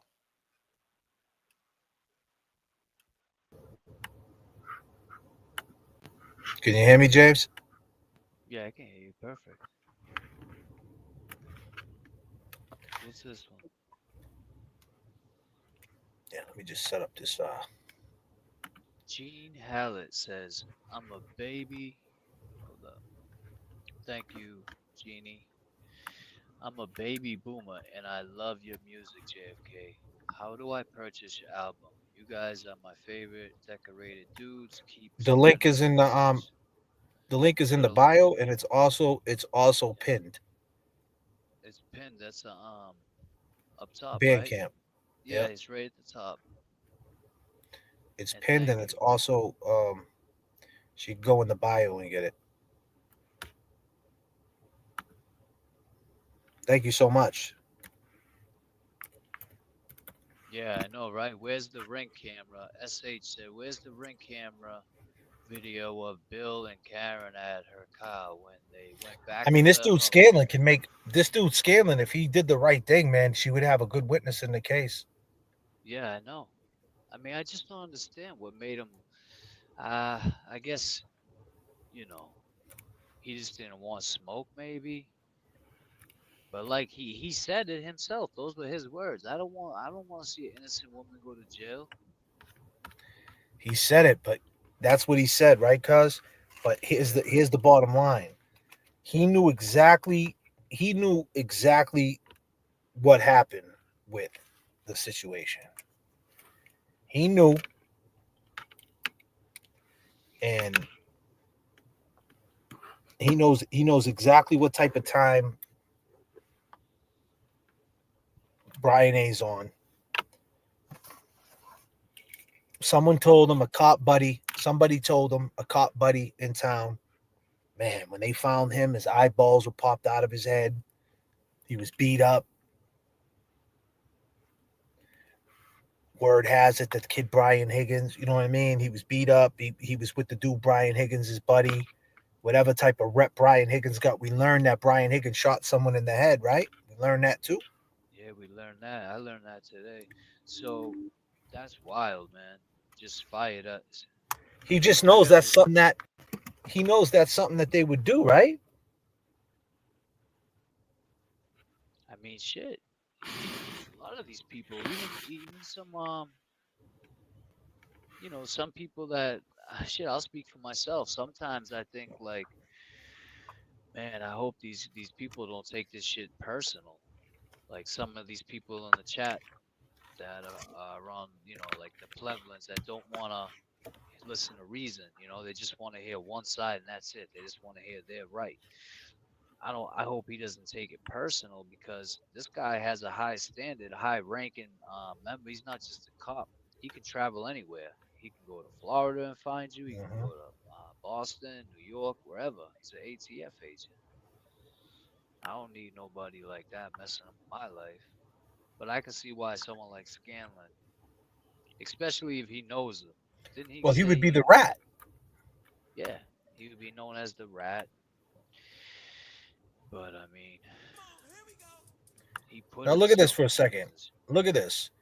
When did she have a chance to hit him? Right? When did she have a chance to hit him? So she All gets those there. calls. just think about it. So at 12:18, right? So at 12:23, Nagel, they see him at the car's there at 12:23. At 12:27, JM sees the SUV. She texts him, "You here?" At 12:29, there was a phone call. At 12:31, pulled behind me. She's looking out the window. Right? She sees the truck at 12:31. 9 minutes goes by. Right? So that means right when she walked away, right when JM walked away at 12:31 after that text is when it happened. So, but here's the problem. At 12:40, she texts JM, hello. JM texts John O'Keefe, hello.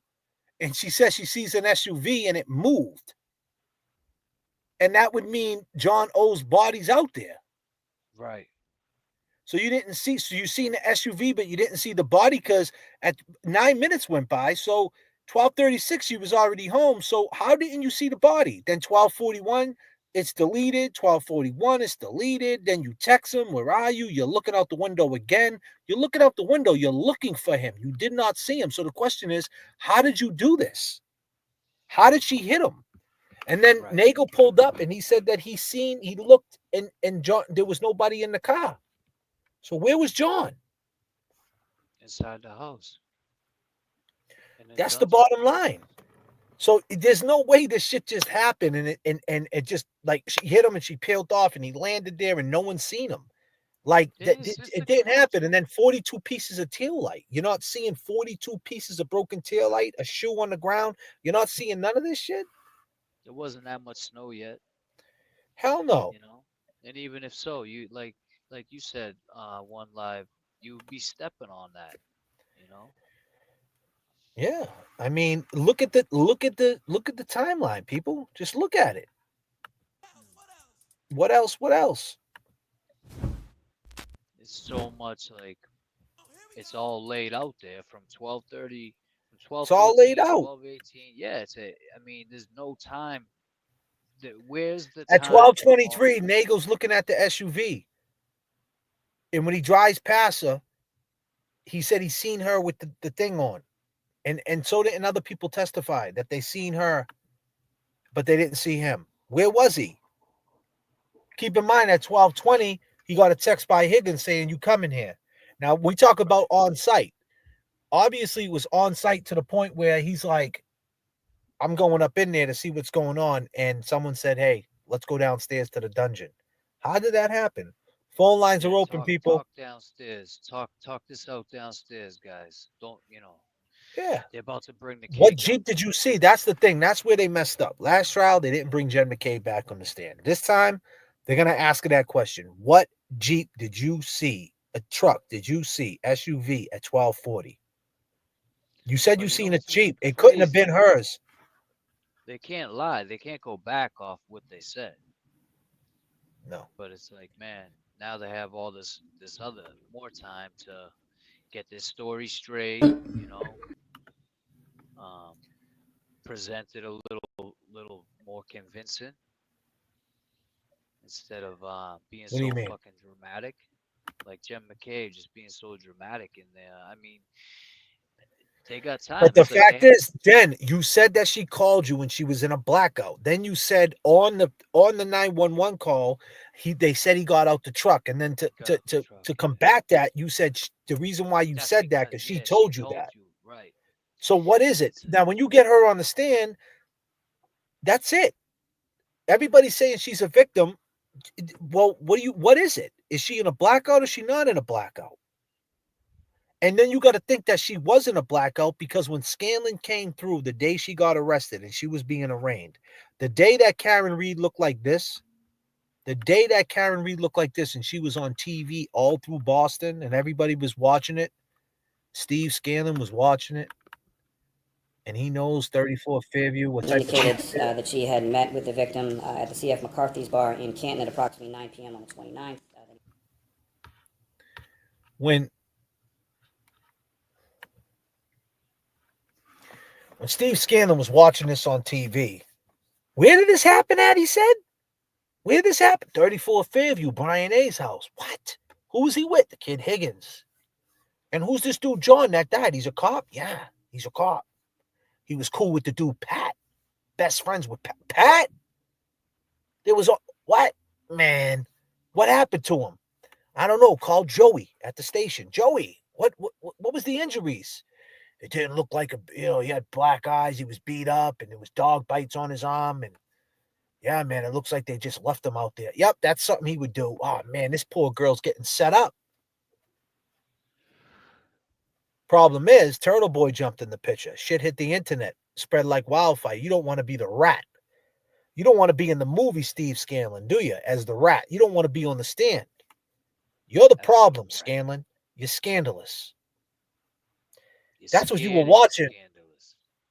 This is what you were watching.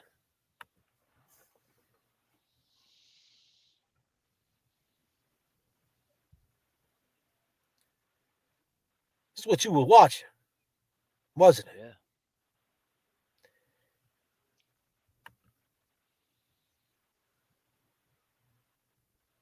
We got a turtle raid coming in.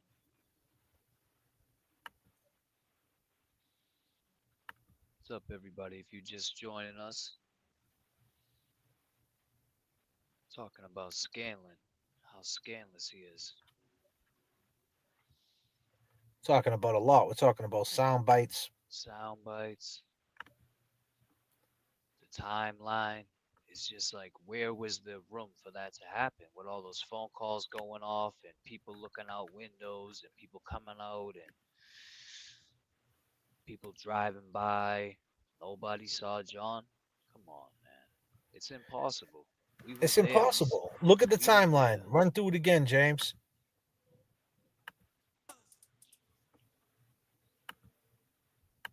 So you got, well, I can see it better on here.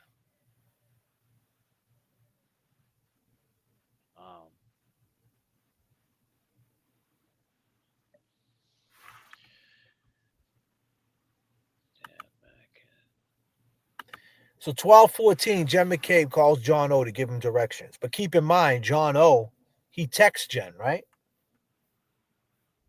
Yeah. Text her. So then at 12:18, John O calls Jen to clarify directions, allegedly, for 36 seconds. Then at 12:23, Karen Reed's SUV arrives at 34 Fairview. Then Ryan Nagel arrives at 34 Fairview. 12:27, Jen sees the SUV, texts John O, here, notices SUV, looking out. 12:29, John O received an answered call, 8 seconds. Now that's when she had to leave. She had to leave at 12:29 to get to One Meadows Ave. It's a 6-minute ride. Yeah. So then at 12:31, Jen McCabe texts John O, pull behind me, SUV moved. 12:40, Jen McCabe 9 minutes later.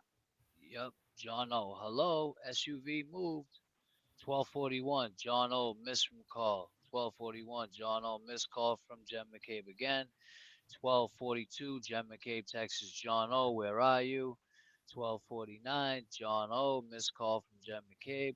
12:45, Jen McCabe texts John O, hello, SUV drove away. 12. Now think about that. SUV drove away at 12:45. 12:46, John O missed call from Jen McCabe.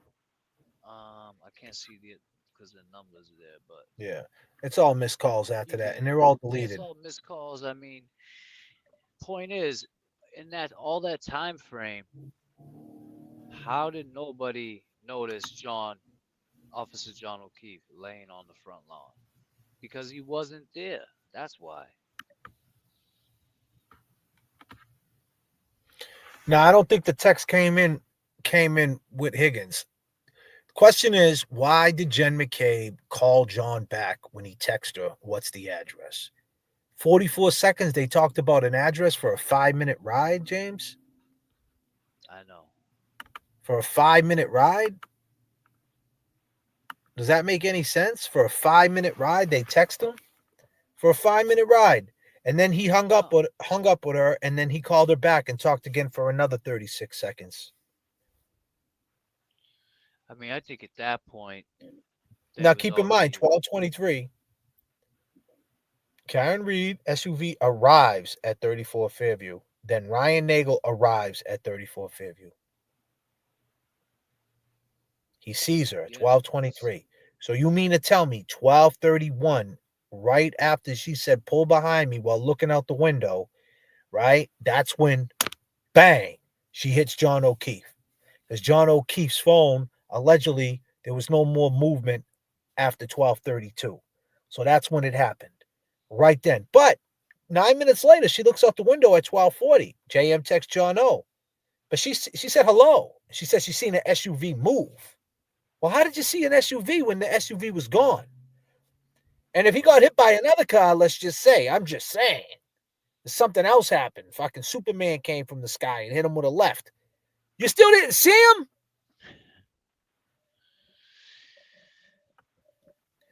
You guys are pushing in this like this had to happen. See, you guys want to say it's a conspiracy. Nagel said he drove past her and he didn't see John. That's a witness. right. She was blacked out. She talked about the lawyer. The problem is the soundbite that we played about the lawyer when she said I was in the house and I told my dad and the taillight, this and that. I don't know if she's embellishing a little bit. I think that she noticed my taillight. Was she embellishing a little bit? She noticed the car was broken, or maybe there was talk of it. When, she talked about the taillight and she noticed the taillight, or, maybe the context was off a little bit, but that soundbite, he's going to try to use that as a confession. All of them. Right. Although, like my man Kurt from what do you call it? Cali. Cali. Process of elimination. But he wanted to call her, right? When this was going on. When this was going on, he wanted to call her. Scanlon did. He wanted to save her, Superman Scanlon. And then he turned into what's it little Mighty Mouse. He got scared, man. I can't believe we didn't get one phone call. Oh, you got the phone hooked up. Yeah, the phone's hooked up. Nobody's calling in. No one's calling in. That's crazy. Usually we do good with the phone calls. That's okay. No. I'll just take the number down. That's all right. Troll in the chat. That's all. I mean, seems like that's what's happening, huh? I get it, but I don't. I just never got the concept of coming in a chat and just trolling. Like, shit is just wild to me. It's like, man, we prepare for this show. It's something that we take our time, we do it, and then you got people that just come in just to troll. Like, you ain't got nothing better to do tonight. It's Saturday night. You don't have nothing to do tonight. What is she saying? Nicole, why is everybody going crazy on Nicole? What is she saying? Boston. John never went in the house. All right, that's not too. I mean, you guys gotta understand too. We can't be like a Plevlin and say, well, Nicole, she's wrong. Like, all right, that's her opinion. If she starts saying crazy shit and talking about people in the chat or talking about us, that's different. But that's Nicole Rose. First phone call of the night. Call from. Big fan, guys. Brian. You're live with J.F.K. and James. What's up, man? How are you, man? It's not Brian Higgins. Don't worry, but my name is Brian Clever Weymouth. What's up, brother? You guys are doing a great job, man. You guys, I've been a big fan. Tommy's everything in life. Been trying to call you for a few weeks, and you guys are sound is so loud. I just have one question, though. Just one question. I'm on your side, okay? Can I just ask you one question? Go ahead. Okay. So I played hockey all my life and stuff, and you go out after hockey, go out for beers, and, they feel good after playing hockey. And, You always want to close another place, you know? So, again, I'm on your side. But when Brian Higgins is leaving that bar, I mean, again, who knows what the band's doing, but there's no way that he was possibly looking like, hey, you going up there? You going up there? You know what I mean? I just didn't see. It's hard to me. You know what I'm saying? There's no audio. No one can hear. There's no read. No one's reading any lips. You know what I mean? What do you mean? Are you saying it wasn't a fight? Well, you know, it's just all crazy, dude. You know, if the dog, if Chloe was around and you know they didn't sell the house, this would be very tough. That didn't help them at all doing that. So definitely some jealousy. You know, you made a great point. How weeks ago you made a great point. Say something and that's very true. What? But Say that again. Say that again. Say that again. When you sorry about that. When you said weeks ago, like, because you know, never mind Sean from the golf, never mind him, but remember you and your partner were like, you know, we're kind of helping her in a way. You know, she needs to come out and say something. Like, remember you said that? You said she needs to come out and say something about, was there a fight? Was there not a fight? So yeah, that's, again, I'm on your side, but when you see that video, and I've been there, done that, where you're like, hey, you going up the street for a few more? All right, man, see you up there. You know what I mean? That's all. That's just all I'm saying. That's all I'm saying. Can I answer? I could see if it was just that. If it was just, are you going up the street? But it was more like he got manhandled. He got manhandled by Chris A. Then he's grabbing his head. There was more. Then he did the heel toe. Yeah, then John O told him to come this way, come to him. Yeah. Why would he tell him to come to him? And then if he was just gonna ask him, to come to up the street, why wouldn't he just walk over to him? Why were they blocking him? Right. Wouldn't he just walk over to him and put his hand around him? Yo, come up to the bar. I mean, come up to 34 Fairview. You coming or what? Why wouldn't he just walk up to him? Why would he stop right before he's leaving? It sounds like he's leaving and he's like offering him outside. Then you know what? Then if Ball's attorney is going to be on fire, then he needs to not being a wise guy. He needs to grab that band and bring them into the court and say, you know, drummer, what happened that night? What do you got? Oh, I have no idea. No, bass player, what do you know? I don't know. There was some friction there. You know what I mean? He might though, and I think we need a little more, brother. We're almost there. We're almost there. It's overtime. You know, the puck's almost going across the crease. It's like, you just gotta. You know what I mean? You just gotta. You know what I'm saying? Just gotta. So you're saying there's a possibility. You're saying it's a possibility that. So how would you word it to say it wasn't no animosity? How would you word that? What would you say? I want to know how would you word that? Like how would you? So you're telling me? You're doing a hell of a job as a pilot. You're doing a great job. They could use you in California with those DC-10s. Yeah. Dropping them you know, you're a great pilot, guy. You know, and you're cool. No, but I want to hear you. I'm not. Listen, I wanted to be clear. What you say your name was again? Brian, right? Brian. Yeah. Brian from South Shore. Yeah, I'm not saying that, you know, you got a point, right? There's no audio and you can interpret it the way you want. So my question is what do you think Hank Brennan, how's he going to interpret that? What do you think he's going to say? Honestly, how you said it was, maybe you said that Karen needs to come out and kind of, you know, help us out a little bit. Like not using your words, but making up my own words. Like Karen, you know, help us out. What is it? You know, if she ever come out to you, say, all right, there was some, you know what? There was some jealousy going to the bar. I mean, think about it. But think about this. Can we think about this? Can we think about this though? The only reason why I'm sorry cutting you off, Brian, right? I'm only saying that because we got some turbulence in the chat. Turbulence in the chat. Nicole. Really? Yeah. They weren't. Let me interrupt you. I've never going back to AOL. Who the hell goes on the internet and wants to fight with people? Like, I can't wait tonight. It's been snowing all day. I'm going to go in this guy's chat room and give some other person some shit. Like, find something to do, people. This guy is busting his ass. This co-pilot here is doing a hell of a job. Find someone else to fucking go give someone shit. You You know, I feel bad you have to go through that shit. You know. Well, I'm going I to answer feel this bad. The woman's. chat does too. The chat has Go ahead, to go. James, you read that, brother. Go ahead. Shauna, I have. They're looking to fight. Karen said the vibes were good.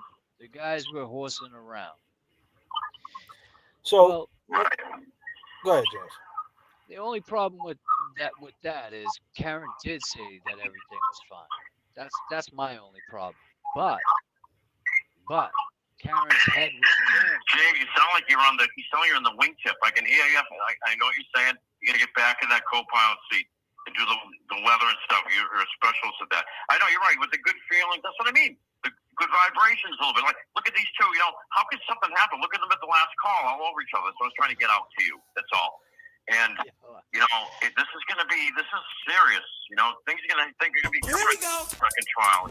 What else? What else? You know, they gotta have all Here the we cards go. in a row in. Come on. Here we go. So listen, here's the deal. There's a problem with that. We have a problem with that. The problem is this. All right, Nicole. They weren't looking to fight. Karen said the vibes were good. The guys were horsing around. Well, Nicole, excuse me. Nicole. Right to you, Nicole. It's J.F.K. from... Hold on a second. Hold on a second, Brian. Brian, hold on. You're gonna love him inside. Hold on. Go ahead. All right. Back in my seat. Yeah, you got to get back down. We're getting some turbulence, buddy. You got to calm the fuck down. Hey, let me say this. This is JFK from the flight deck, Nicole. Why did, after we did a reenactment of the waterfall video, how close everything was, right? How close. He could have easily just walked up to John O'Keefe and said, hey, you coming? Instead, he kept his distance, a little short distance. But here's the thing. Why did he call up my show and lie about his name? I know, that was nuts. So wait a minute. So wait a minute. Hold on a second, Nicole. Why did he do that? Why did he do that? Why would he call? Was he triggered, Nicole? I just see. Your chat room, bro. Yeah, I'm not watching the chat. You talking about Nicole Allen or somebody in the chat named Nicole? I'm Brian. Someone in the chat. Someone in the chat, bro. There's turbulence in the chat. Go ahead. You can come back out of your seat, buddy. You got to lay off the nips, but go ahead. Nah, wait. You're gonna love what I tell you. With your music, right? If you're a Beatles fan, I thought of this. Uncle Albert. You ever hear the tune? You could really mess with that song because a girl I know made her. We went to karaoke and she goes, "I'm so sorry, Brian Albert." Oh man. You would make a killing with that, dude. Yeah. Hey. You a Beatles fan? Yeah, I'm a Beatles fan. I know some songs. I don't know that one, but I'll check it out. All right. But I'm on your side. James, have a good one. You guys are doing a great job. Timing's everything in life, right? You know, just got home and you're like, hey, no one's calling. I'm like, I grabbed the cell phone and gave you a jingle, you know? I appreciate you, Brian, man. Yeah, I know. I appreciate you, too. You're doing a great job. Thank you, sir. You guys, the cream rises to the top, man. You guys came right above everybody. It was like a hockey team in the last place. You came by everybody. Appreciate that, man. I appreciate that, brother. Thank you, sir. Thank you, brother. Brian from Weymouth, ladies and gentlemen, man. I like, his in closing, he said the cream rise to the top because you know what we've been doing? We've been pumping it up. Oh yeah. Well, I'm the new kid. Yeah. Fuckery Donuts is officially open, guys. And back to Nicole. Why did Kevin from South Boston decide to make a phone call after he watched the waterfall video? After we talked to a fellow named Seaside from his hometown, why did he decide to make? If he was not guilty at all, there was no guilt whatsoever. Why would an ATF agent waste his time to call up the JFK show when we showed the distance? Why wouldn't he just walk right up to John O'Keefe and say, John, are you coming here? What? I mean, you going to go? I'm going. Let's go. I'm going to head there right now. Come on, buddy.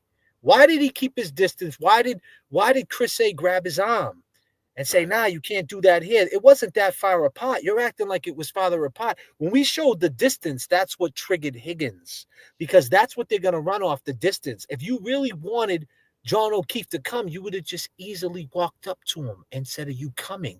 They were very close, Nicole. Ask yourself this question, but it wasn't Higgins that called, right? That's going to be the next thing you're going to say.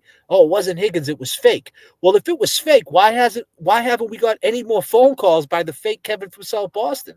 I'm dying to hear him call again. Why hasn't anybody, since that call? Because he wanted to say what he said. He wasn't going to say. You're live with J.F.K. Sorry. Hello.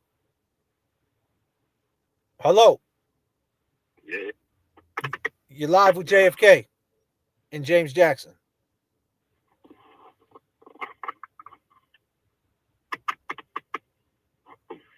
Yo, what's up? All right, I'm asking if you could hear me, bro.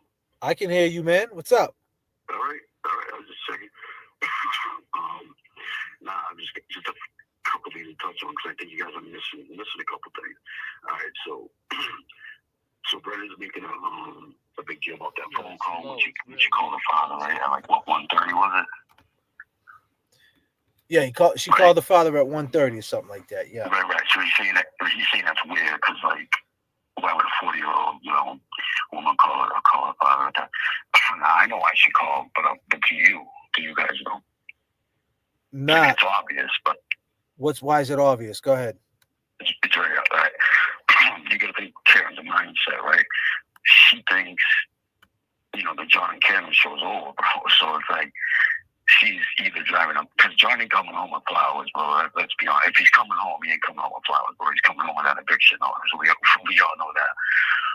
So she gonna drive back to Marshfield, right? That's like another 20 in the snow, another 25 minutes where her dad would be, which is tight. So she's like, Dad, leave the porch light on. I might be rolling in at 3 a.m. Bro, come on now. The shit's, she knows what John knows now. So that's why she called her dad. She should have just been up front with it. Been like, look, you know what I mean? We have some shit going on. It's just now Brennan can spin it, make it look weird. You see what I'm saying? But there's nothing weird about it. So that's why she called her father, bro, because she was probably going to be heading over there, right? Keep the porch light on. I might be rolling in. John gets home, she's probably going to pack my shit. You know what I mean? Like I said, he ain't bringing her flowers. But the other thing, and listen, that's a real good point. Yeah, bro. And the other thing is, listen, she called John. What's your name, by the way? My brother? Anthony, bro. Anthony coming through. Hold on. Anthony's pumping it up tonight. Here we go. Hold on a second, Anthony. Let me pump it up. Here we go. Come on. Here we go. Pump it up. Yeah, let's go. Anthony with the sense. He wasn't bringing her flowers. He was about to boot her the fuck out. She got to call the next. Who else is she going to call? She going to call Dad to come save the day. She wants a little support, shoulder to cry on, bro. It's obvious why she called now. So that's the thing. But the other thing is, you got to remember, Higgins wasn't on that blame it on Karen tip, right? He's seeing that white picket fence. John might be dead, right? This is his big chance. So that whole tail light shit didn't come into play until, Jen McKay got that little light bulb went off in the head. But Higgins, here's what I think. I'm pretty good at reading. I've been around, bro. I know women, I know fucking how they. So she's calling John 53 times, right? Because she's got to know what the fuck John knows, right? I mean, that's how women are, right?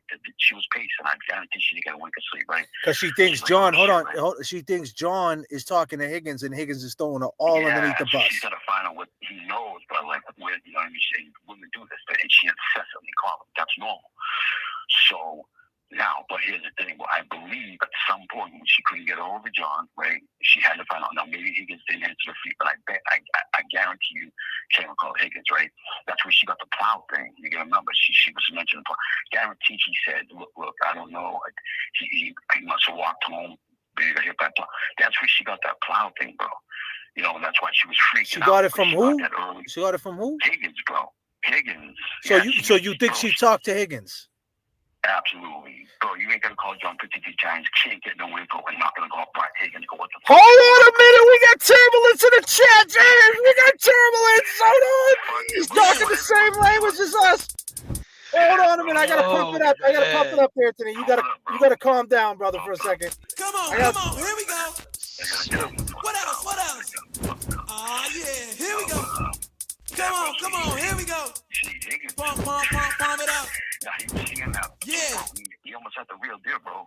So hold on. Oh, I fucking love this phone call. Yeah, bro. Let me tell you something, Anthony, because I said, I don't know if you, let me just jump in for a second. I said the same exact thing. She called everybody. She called everybody that night, right? But she wouldn't. Now everybody's saying, why didn't she call 911? Well, she wouldn't have to call 911 if she was talking to Higgins. That's it, bro. You've been right on a lot of shit, though. I've been like, damn, but it's just a few little things like that have been brought up. So here's the thing. So do you think it was a mistake the next morning when she called him at 11:54? She called him the next morning by mistake. She was talking to him on another app, and by mistake she hit him on the main line. What was this? What time was this? Well, she called him at 11:54 on January 29th, saying John died. That was a text, right? Yeah, on a text on the main line. So was she talking? I just think that was like. Well, she couldn't have been. But hold on, she couldn't have been talking to him on his main phone because it would have showed up on her phone.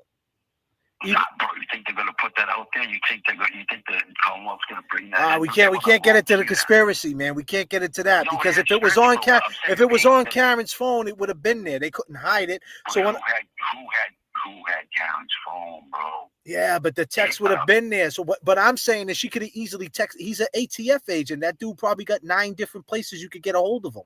She probably messed up and called him on the main line that morning, saying John died, like kind of like going back to the conversation. But she messed up and called him on the main line.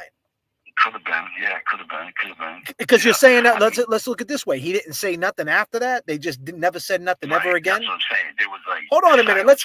Let me just say this. Kevin from South Boston, you're watching. Why don't you call back in and let us know? Because we got Anthony.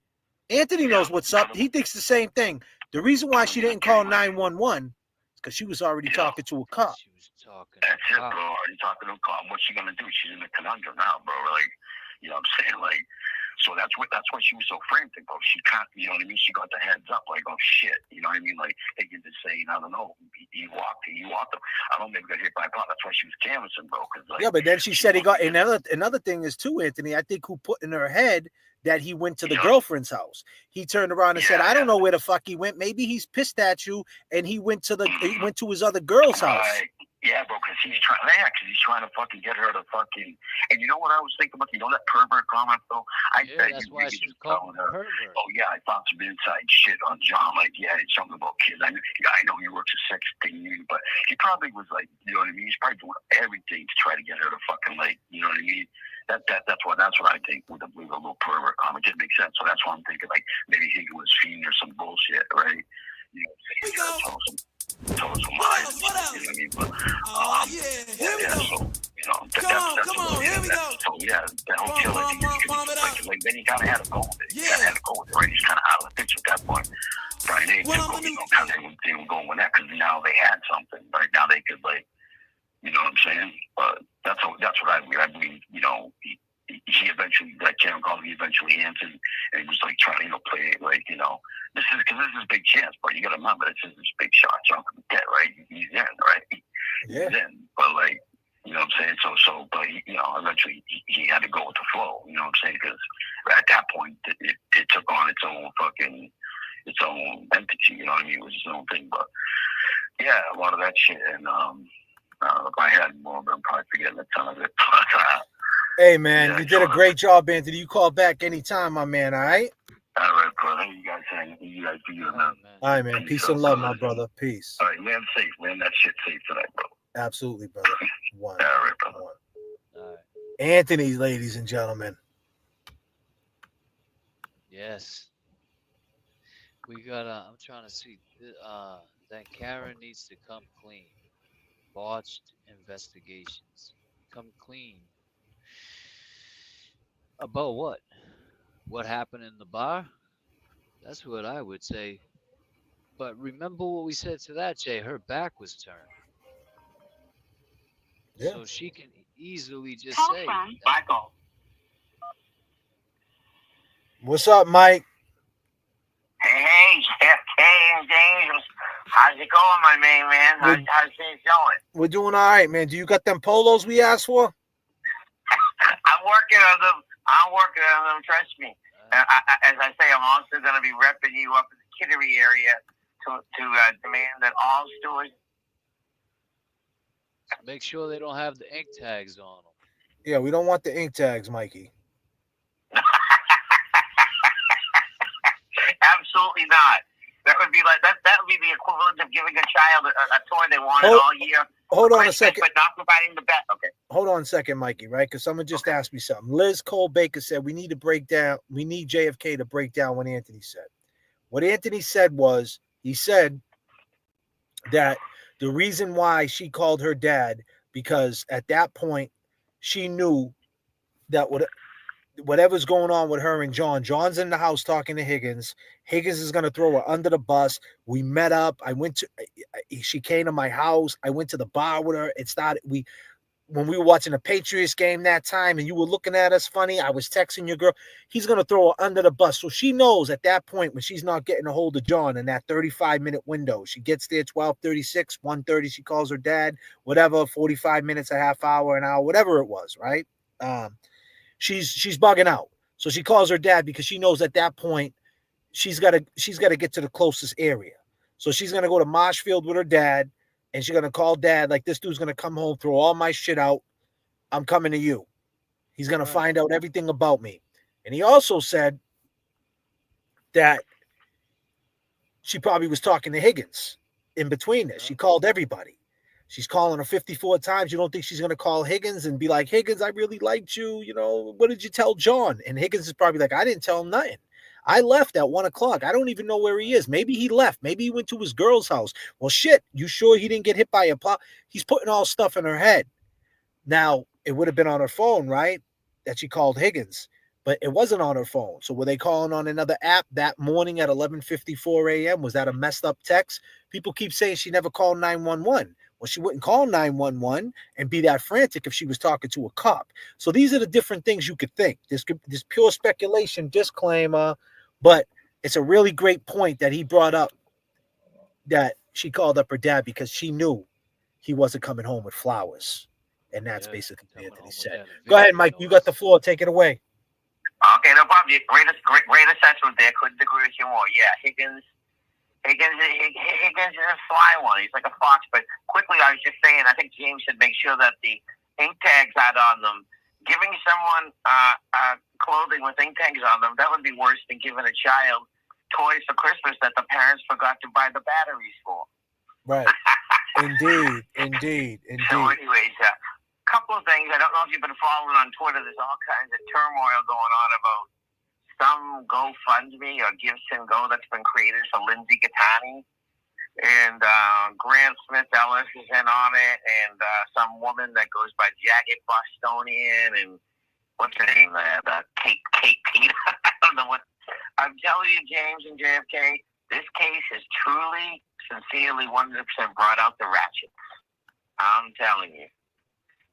The foolishness and the goings on, it never ceased to amaze me. You know what I mean? Right. It just, I just don't get it. Yeah. Oh yeah. Speaking of Higgins, I don't know if this is true or not, but there's some guy on Twitter that's repeatedly claiming that Higgins was actually the inspiration for that movie, The 40-Year-Old Virgin. Oh wow. Mike, are you pumping it up tonight or what, buddy? Mike, you laughing at all your jokes all. Couple of beers. Watching some sports on TV, knocking a few beers back, you know. I hear you, brother. It was too cold. I was gonna go into Santapio's and get some pizza, but changed my mind. Just went local tonight. There you go, brother. They got a Santapio's up in Maine? No. You gonna drive into town? Yeah. Okay, brother. I was gonna stay over at my sister's house. Oh, okay, bro. Nice. Yeah. Yeah, I wish they had a Santapio's up here. But I'll tell you, yeah, the goings on, and like I said, I just shake my head. I'll never. The thing about Higgins, he gets all the way back from New York, and instead of wanting to move those cars out of the way right then and there, knowing there's a blizzard, Oh no, what did he say? To quote his testimony, oh, at that point I was more interested in getting a drink and something to eat. I mean, what the hell? you know what I mean? You don't want to move a few cars. It takes you all of, 10 minutes, 15 max? I guess there were a few of them, probably 10. But he went there already and changed his car. So why wouldn't he just do it right then and there? He already was there. Why did he go back? Exactly. That's what I'm saying. He's trying to, I think in testimony, he tried to claim that. Listen, shout out Jimmy T. He said there's not an ATF agent on the planet that's going back to move cars. Yes. Yep. Jimmy's another really bright guy. I know two ways about it. He fits in well with both you and James. But yeah, man, Higgins, like I said, I think Higgins was that kid in high school where the kids all get caught doing something, whether it's cheating on a test or what have you. They break into the school. Higgins is the one that lets everyone else take the fall. He walks away. That's Higgins in a nutshell. Well, listen, I'm going to take this next phone call, okay, Mikey? And I'll talk to you soon, all right, my brother? All right, good. All right, have a good one. Talk to you guys soon. All right, man. Peace and love, bro. All right, Mikey. Call from Dave. You're live with J.F.K. and James. press 1. You're live with J.F.K. and James. No way. Yes way, my man. Yes. What's up, buddy? Pump it up. We're pumping it up. What are you doing? Man, just hanging out, getting ready for bed. Getting ready for Watching bed. the JFK show. You know how we do it. Ain't nothing to it. We're flying 39,000. We're about to put the landing gear down and take it home. But what do you want to talk about tonight? Man, I got a question. Okay. So listen, how are they saying that her taillight got damaged before the morning? Like, how are they saying that her taillight initially got damaged, the piece they were never able to find? Oh, you're talking about when they said that she cracked it on the car or something like that, and there was a piece of tail light on the ground or something like that, and they is that what you're talking about? Because I heard something about that. I thought I heard that they were saying that it was from when she backed out of the garage at One Meadows into John's car.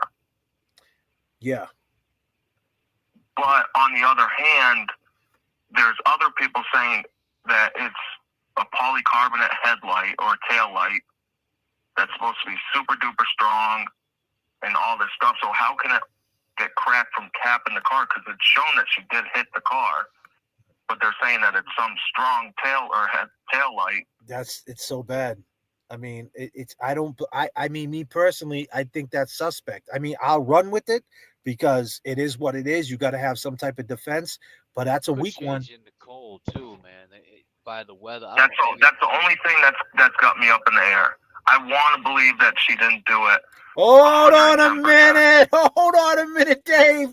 Hold on a minute. We got to pump this shit up for a minute. Dave, hold on. Come on. Here we go. Hold on. I'm on the fence. I'm going to be honest with you. I'm on the fence. I'm not a disbeliever. Hold on. Disclaimer, Dave. So, hold on, Dave. So, you fuck with the JFK show? I do. All right, Dave. All right, so you're on the fence. All Yeah, right, I'm gonna Dave. be honest with you. All right, but so what do you think? What do you think happened? You think 7 people left that house and no one seen that seen John O'Keefe? You think that's possible? I mean, just really, No. do you think that? No. So how can you be on the fence?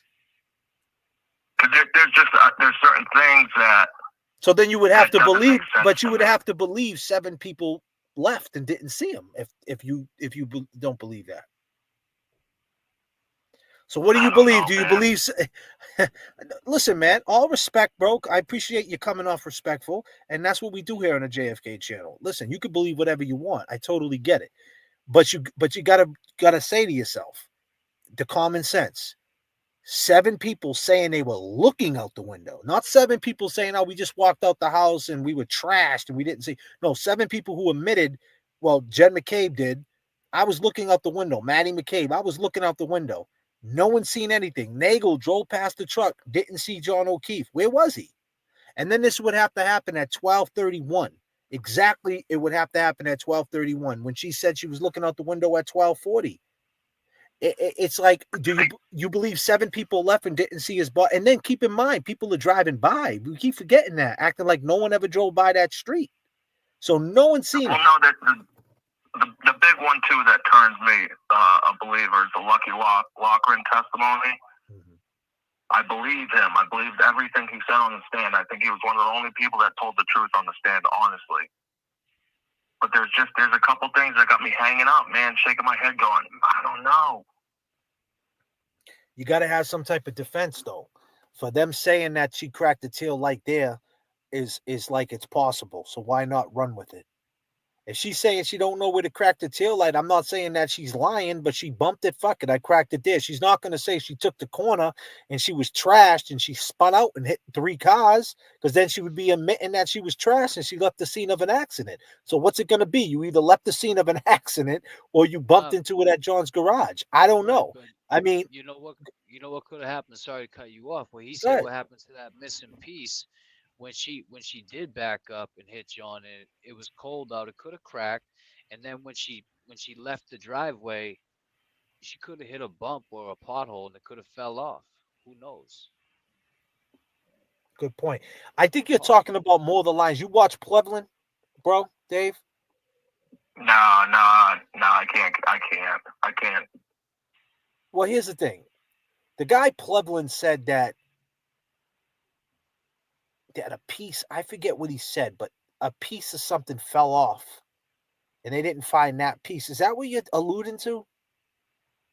Yeah, there's a piece that I saw in a video somewhere that they never found. That they say in the footage of her leaving the driveway when you could still see the red. Oh yeah, that's what they're saying. They're saying so basically he plowed the driveway that morning.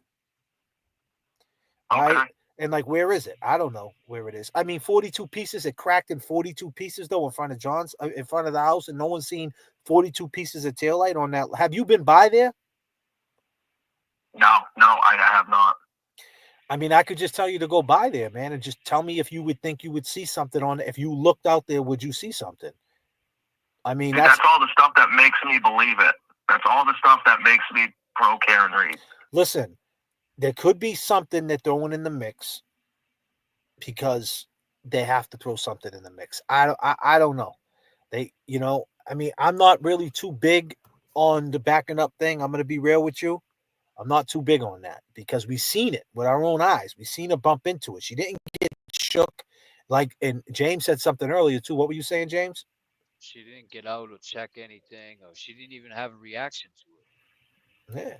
I mean, these are all the things, Hank, this is obviously we're thinking from a court of law, but at the same time, it's reasonable doubt. So it's like maybe it did happen, right? And that's all she needs. So, I mean, this is just part of the defense. It doesn't have to be perfect. So, I mean, we just got to live with it. But you got to say to yourself, the bigger thing here is you got to say to yourself, was he on that ground from 12:32 a.m. till 6 a.m. and no one's seen him? You got to ask yourself that question. I don't think we should. No, I hear you. I hear you. That's what it comes. Listen, me and James, man, we argue with each other over this shit. You know what I mean? Like, and we go back and forth with all different scenarios. I mean, come on, we had Kevin from South Boston on the phone. I mean, we had these conversations. I went back to back with KP. I don't know if you've seen that episode where I debated her. I'm willing to. I'm not saying everything's perfect. Like even with Karen saying that everything was okay at the bar and everything was okay in the car. I'm not good with that either. I don't think that helps. Yeah, no, I hear you. All that shit don't make sense if what happened at the waterfall, at 11:58, something's about to go down, and by 12:30, his 12:32, his phone's off. So within an hour, not even within 45 minutes, he's dead, right? Or he's hurt real bad. And there was nothing going on from the waterfall to 34 Fairview, not one. He's on the phone with Jen McKay, 44 seconds, 36 seconds. He gets a text from Higgins, you come in here. There's nothing going on. There's got to be something going on, right? She claims there was nothing going on. I don't know why she's standing with that. But then again, we don't have to prove her guilt. You know what I mean? They have to prove her guilt. She's already innocent. So in the court of law, I got to sit back and say, listen, that's when I got to take off. I got to calm the fuck down. I got to say, all right, these people are flying fighter jets. I'm flying a commercial airliner. These dudes are on a different level. I got to give it to Yannetti. I got to give it to Jackson and them boys and let them deal with this shit. That's not for me to figure out. She's innocent. They got to prove her guilt. That's it. No, I hear you, man. And one of the big videos that convinced me was Joe Flipperhead's videos. I don't know. I'm sure you guys have seen them, but there was one about, they did a timeline about John's phone and when Julie Nagel's brother texted, and then they did a whole video on the phone, and that really, and then the Commonwealth timeline, and that was one that really, really, really made me go, okay, I'm a believer because that's on paper. That, like you said, that's on wax. Yeah, I mean, we just did the same thing. I don't know if you've been watching, but we just did it. And I'll just tell you this, my man. Make it real simple and plain. It don't have to be perfect, man. Karen's not perfect, and that's it. But she didn't kill John O'Keefe. That's all you need to know. She's not perfect, but hey, you know what? That was her in 2022. It's 2025. She learned from it. She moved on. I'm willing to move on from it. You know, she didn't do great things back then. She was talking to Higgins, this and that. You know, it's fucked up, you know, but hey, it's over with and done with. She paid her dues. Now it's time to free Karen Reed. And then when she's free, then maybe we can hear what we need to hear. But until then, we got to fight a case. And it doesn't have to be perfect, but we got to fight it. Okay. I hear you, man. That was one question I've always wanted to ask. I don't have anybody who's close to the case to ask. I'm just a guy who watches J.F.K, Turtle Boy, Joe Flipperhead, Micro Dots, you guys, you know what I mean? So there's just a couple things that I wanted to ask somebody close to the case, because I'm more than open to being wrong.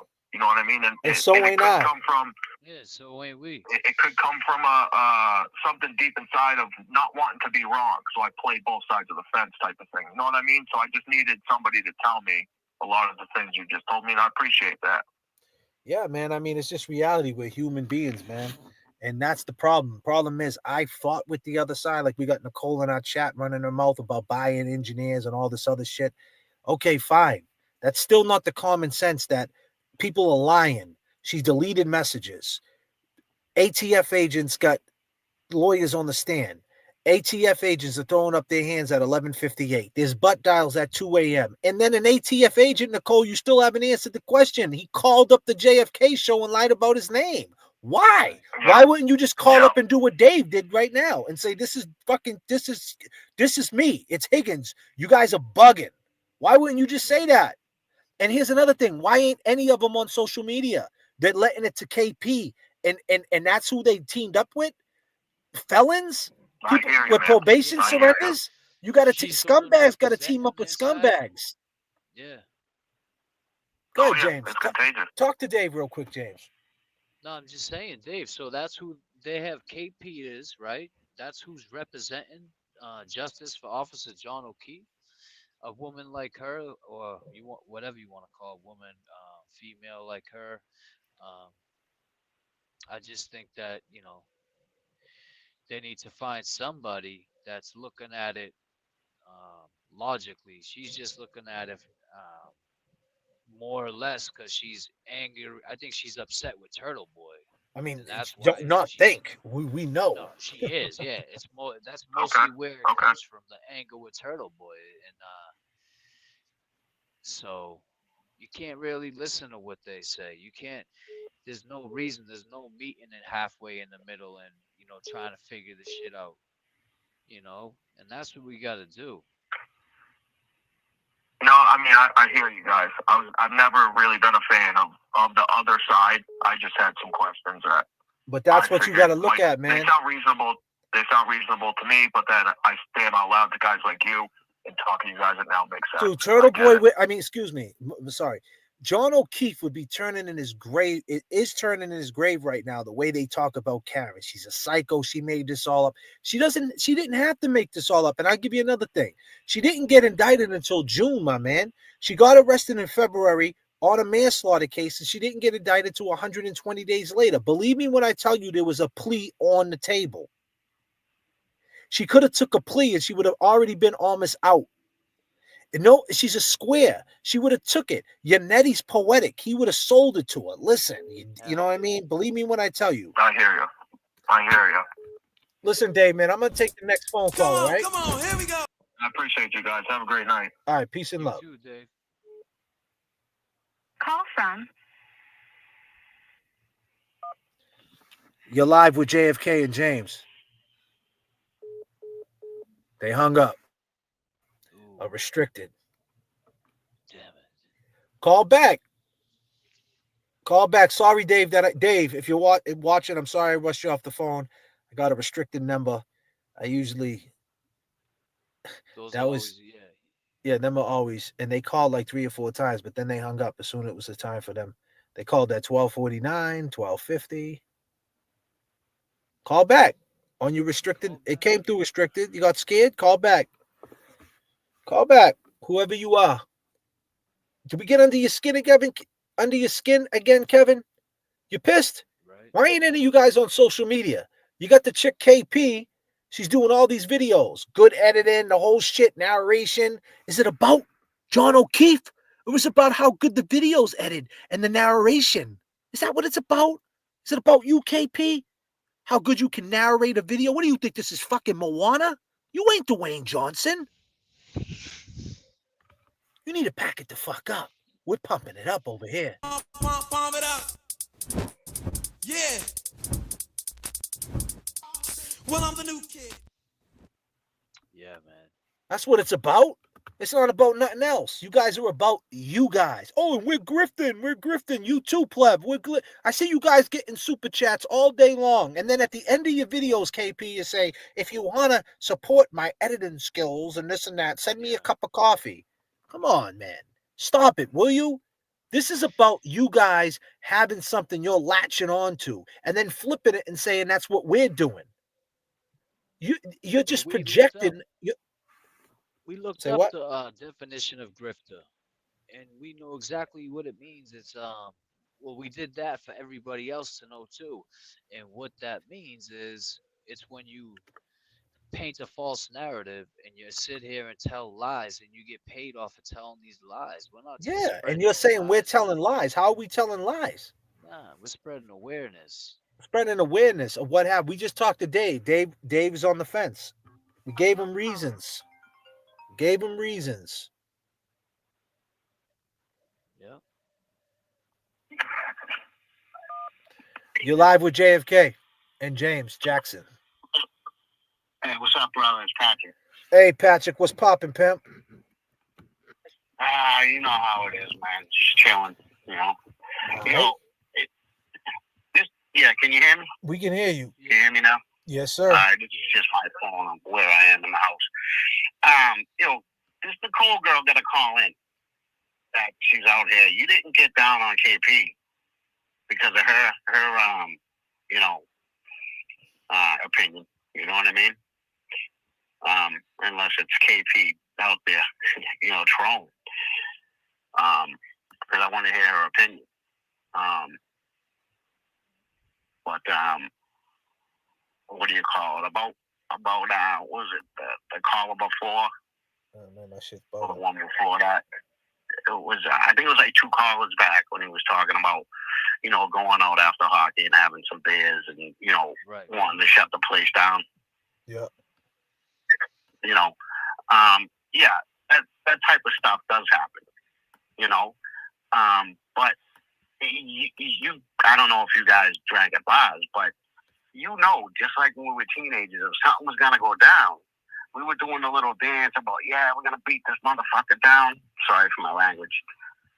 That's what that was. And she's saying that there's no audio. Well, people say a picture is worth 1,000 words, right? Right. And basically that's what, that video was. Right.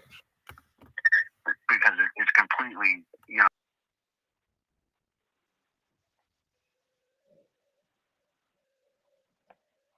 It's completely.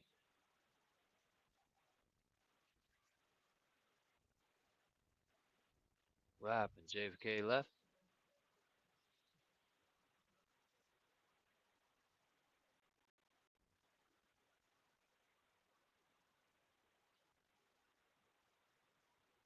Yeah, I guess so. So it's the James Jackson show. You are now live with James Jackson. Um, Waiting for JFK to come back. But I just want to say that I'm monetized now for everybody in the chat.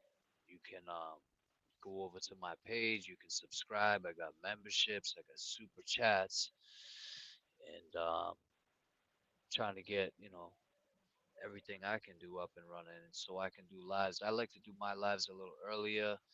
We'll be doing both, switching off. I'll be going early in the morning with Jay, and we'll be doing some at night. But like I said, I have super chats now. I have memberships. So after this, go over there, check out some videos. I have a playlist too. It's called Free Can Read. If you go to the Free Can Read, it's all like different lives from the beginning to the end. And check that out. Let me see. I'll read some of these comments. Already subscribed. JFK's girl. Thank you. I appreciate that. You got a membership though, or you just subscribe?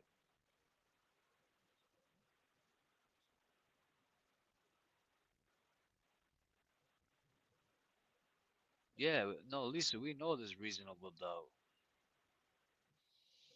Danny Thomas, you are already subbed up. You got a membership? Yeah, the memberships are cool. I got some stickers in there. I just did a disclaimer one. I think I'm gonna put the boomer one in there. Boomer love, because you know we love our boomers. I appreciate that, Danny.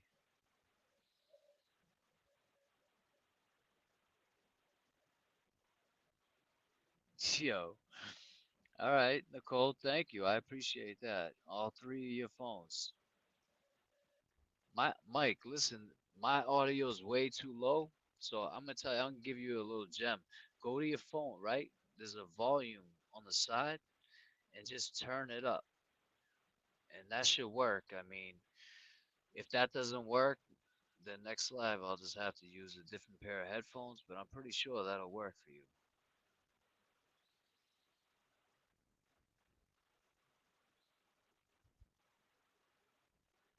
Nicole has to go. What's she saying now?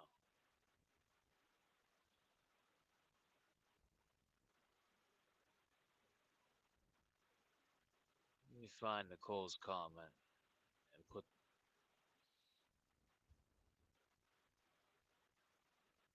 It's too bad that like you got somebody in the chat, Nicole. Like if it would be one, Hank is going to destroy the defense's theory, but there's no context to that, Nicole. You say something like that, and it's just like okay, all right, good.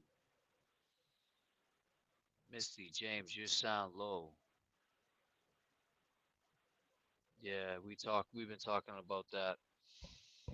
I don't know. How's it sound now? Sound any better? Does it sound better? But Nicole, you're talking about way better. So Yeah, I we're gotta still hold. here. We're still here. We're still here. Good. Good. Nice. Can you hear me? Yeah, we're good. Yeah, we good. We came back. That's what co-pilot. That's what the co-pilots do. I'm sure you don't really want to bring this up on a phone call, but I tried to email you, it didn't go through, but I went through a custody battle and visitation and all that stuff. I got a GAL, stands for guardian ad litem. They're like the lawyer for the children. And, What county did you do that in? I did it in Boston. What but county? The GAL is well, he was born in Boston, so that's where we did it out of. Yeah, but I mean, I live in Boston too area. There's different counties like Middlesex, Essex, Yeah, Suffolk. what was it in Boston, Suffolk County? Essex. But when it comes to family court, they'll have a GAL. All right. So you're saying a GAL. God, what is it called? Guardian. Say that again. what is it? A guardian what? Angel or something like? Because someone told me something about guardian angel, like they help you. No, it's a guardian ad litem. GAL. Someone put it right here, James. Right here. Someone just someone put it up. My brain put it up. All right. And that worked out for you, huh? Pardon? That worked out for you? It worked out great for me at $2.50 an hour, though. Oh, $2.50 an hour. There's the plug. Yeah, that's what it is. So I'm glad you said that because I have an actual, I have like a give go. I just someone started for me. What's it called? Give send go or something like that. But it goes to my lawyer and my legal fees because I had some incident happen over Thanksgiving, and there's nothing in family probate court that comes free. Everything you got to pay for. So I'm out on a bond right now because of some shit that happened of just a what is it, transcript. I need to get a transcript and hopefully it should take care of everything. But point is, it's not like a criminal case where you get a court-appointed lawyer, so everything in there costs like whatever you just mentioned that. Um, down to supervised visits. I got to pay for the supervisor. 2 hours with my son cost me probably, I think it's 300 or like four. Some of them do like 300 to 2 hours 150. with the supervisor gonna cost you 300. Yeah, 300. Yo, that's You a know what? fucking. That's so. It's a gimmick, man. It's just a gimmick that they do. Like, so you pay that, and then if she has to go to court, it's a G flat rate. Because even if you're there 2 hours, G. If you're there till 4, G. So, but yeah, I got a lawyer right now. I had someone actually a really there's a fan of the show, great woman. I don't know if she's in here tonight. But she had her husband call me. He's a lawyer. He does probate stuff, and he gave me some good advice. So I have a lot of good things happening, a lot of good people that want to help out. So that give, send, go is for the lawyers and the legal fees and all that because at the end of the day, it's almost impossible to get ahead of those fees. And the only way you're gonna win in a situation like that is to have those kind of weapons on, like a good attorney, a supervisor. And it's like the court will tell you, get the supervisor. It's like, all right, get her. Is it gonna be free? But no, it's not free. So unfortunately, it's just the way it is. Yeah, it is, and it sucks. But you know what? When they asked me to jump, I said how high. When they asked No, absolutely, man. Absolutely. And you're a great dude for going in there like that. A lot of fathers going through this, and you two now going through it. You see why a lot of fathers throw their hands up in the air and say, "Screw it." Yeah, it's fun. It's fun to say that too. I thought, my son will be 18 in a couple of years, and the stress, the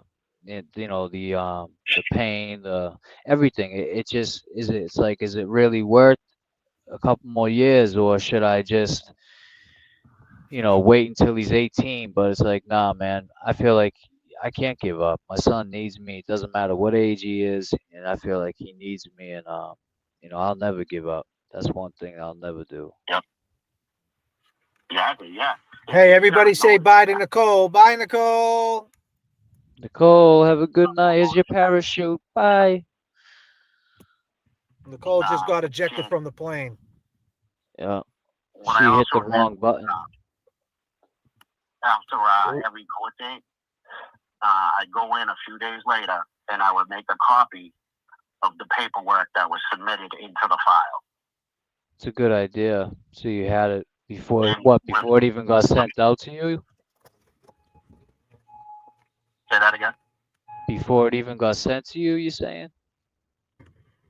Because they send it out. It takes like a week or two sometimes. Yeah, and well, I nothing ever came in to me. So if I was when I would work in Boston, I'd go in, get the file, and whatever new paperwork in there, I would take a photocopy of it and just keep it. It's like a 4-inch stack, dude. Yeah, me too, man. You gotta have receipts. Exactly. So, and my son, his name's John. So when he got older, after he was 18, and asked me about it, I gave him the file.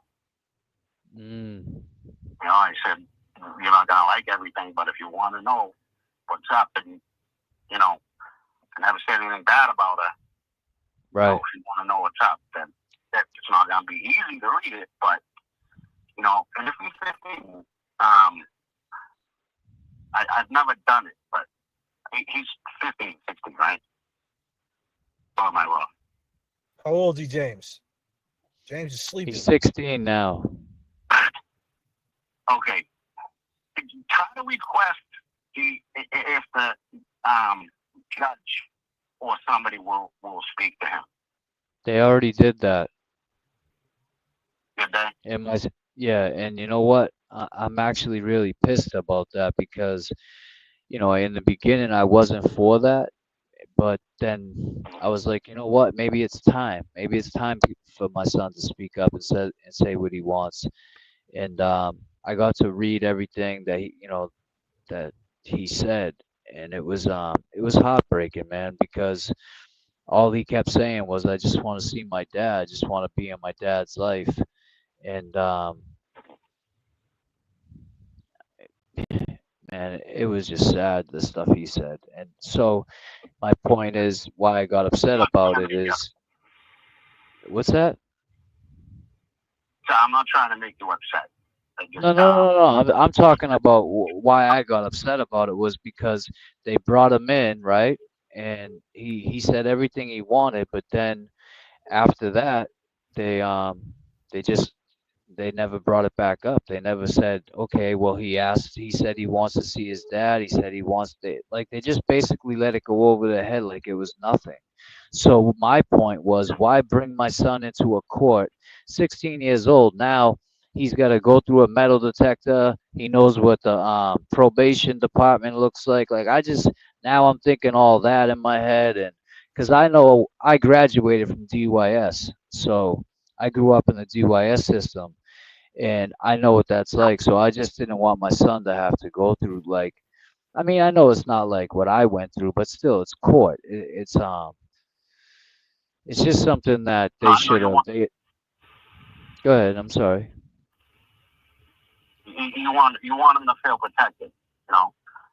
Yeah, and I want him to be heard. Like he said what he wanted, and they still didn't care. You know, they still went with what they wanted because what he wanted was simple. You know, they don't want simple there. They wanted to drag out. They wanted to be money involved. And shout out to all the people that are watching from the Essex County Court because I know that there's a couple CEOs and stuff like that, but they actually like the J.F.K. and James Jackson show, so that's a good thing. But it's just a matter of growth, and like you said, it's good that I'm still here fighting for it because as I elevate in my life and get older, that's all I want, man. I just want to be a dad. I want to be involved in my kid's life. You know, I wasn't all up until he was 10, and now all this bullshit that's been going on has just been it's been a couple years of just stress, but I mean, I'll tell you, man, I won't give up ever. I'll never give up. And a lot of that, and this might be speculation, but she got her family, her girlfriends, everything chirping in her ear, James this, James that, all the negative shit, you know? I think it's just her chirping in her own ear, to be honest with you. And unfortunately, I don't like to say nothing bad about her because that is my kid's mother. And if there is something wrong, I would want her to get the help that she needs. But with that being said, I just think, I mean, her mom and everybody else, they used to speak highly of me. So I don't know what she says now. But I just, whatever she says to my son. I'm sorry, I couldn't hear you again. Go ahead, Patrick. Okay, all right. No, I respect that, and I try to email you guys, but What's the problem? Why can't you email us? I don't know. It's probably me. I respected that when someone said something in the chat one night, and you said, "Hey, don't do that. That's my son's mom." Yeah. And I really respected that because,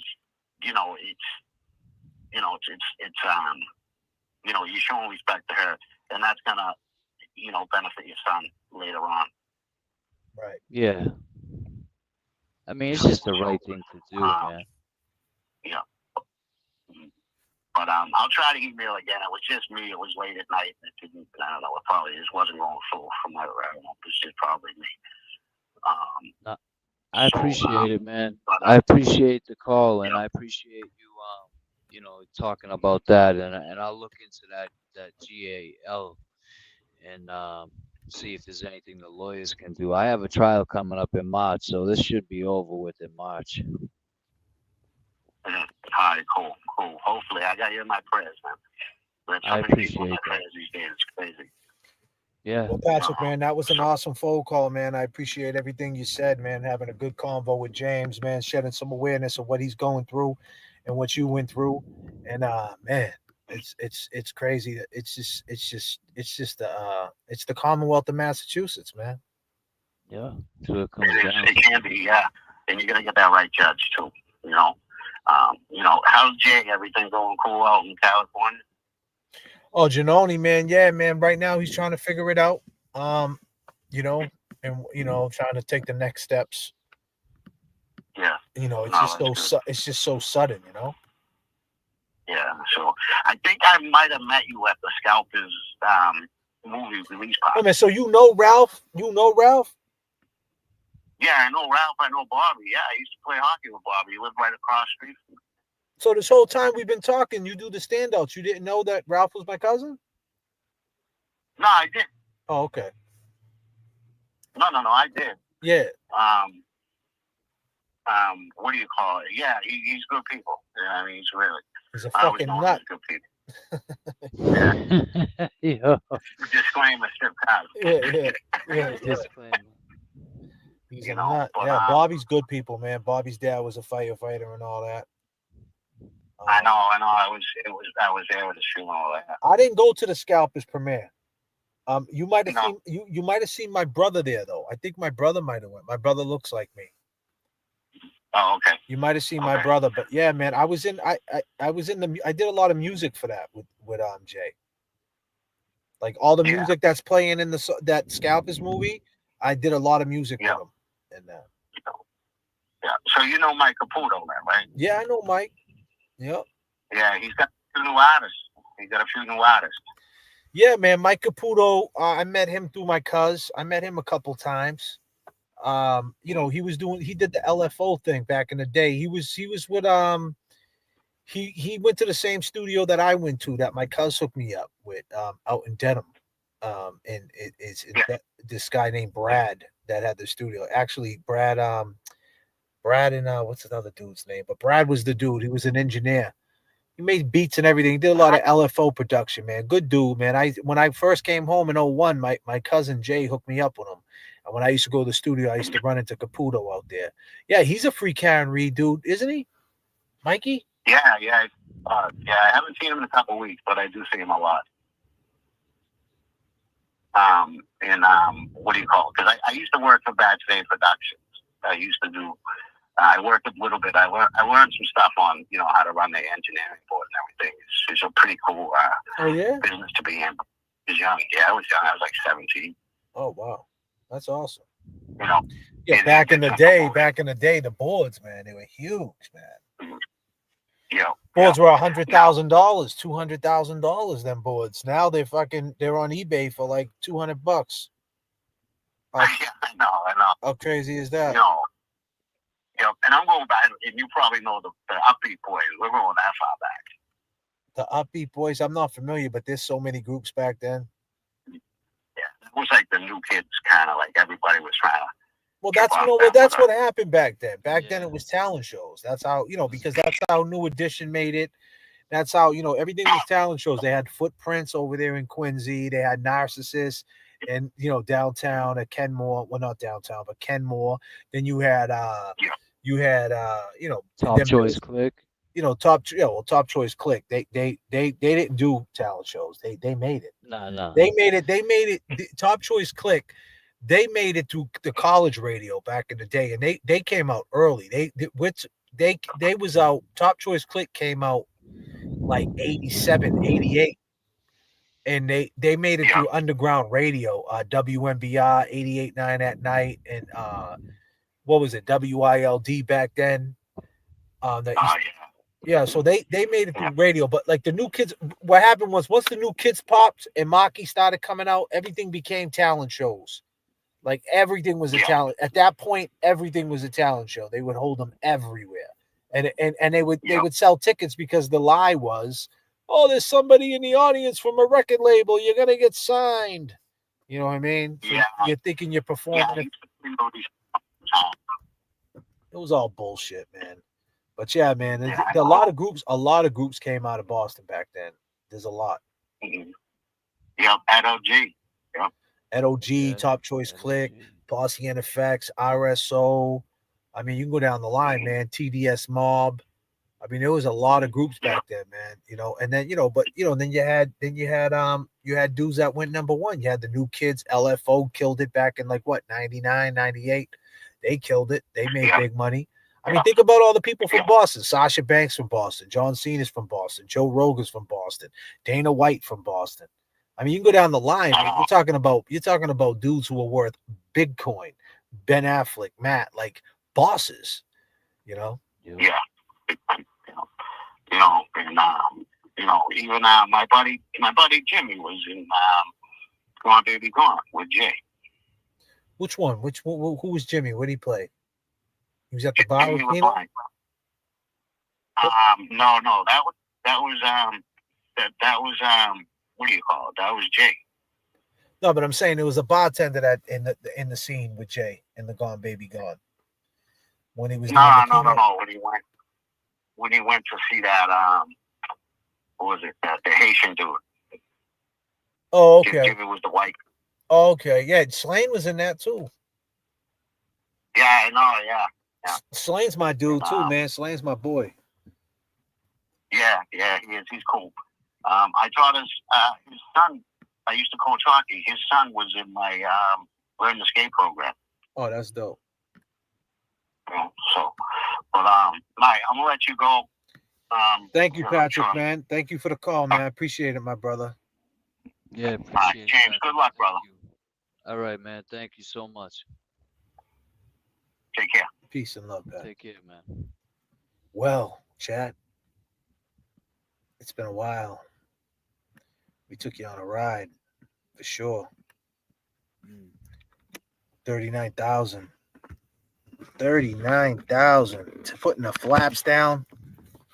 Jay, you got me on the screen.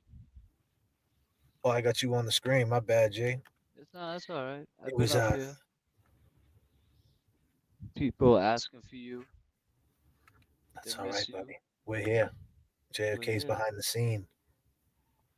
And we got you back, landing safe.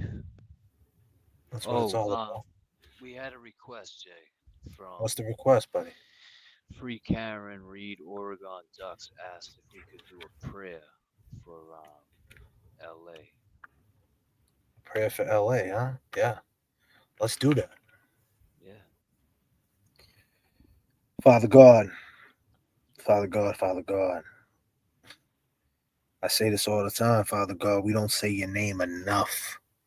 I don't speak your name enough. I should be talking to you more, Father God. We pray for LA, Father God, whatever's going on. The devil's working overtime. But we know your power, we know your strength. I pray for everybody, the sick, the suffering, the ones that are struggling out there in LA. Anybody who passed on, lost their lives to this nasty, nasty, nasty situation in LA. We love you, Father God. I don't question anything you do, because if I do, I'm going to drive myself crazy. But I know your power. I know your strength. I know everything's going to be all right. Give us the strength to pull through. Give us the strength and the know-how. Everybody in the chat, James, my family, his family, everybody in the chat, all families, babies, anybody going through anything, we know your power, we know your strength. Amen. Amen.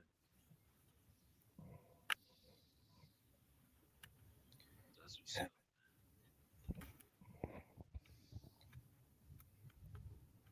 Trying to find something. Ooh. Good one, Jake. That's good. Thank you, Yeah, buddy. that was for you. That was for LA, but as per request, Oregon Ducks. Thank you, Mark. Mark S. Yeah. 1,000 days. But yeah, with 1,000 that nights, being right? said, I told him, Jay, when you went out for a little bit, I said I got super chats now, I got memberships, got all this new stuff, this cool stuff that, after this you guys can run over and check it out.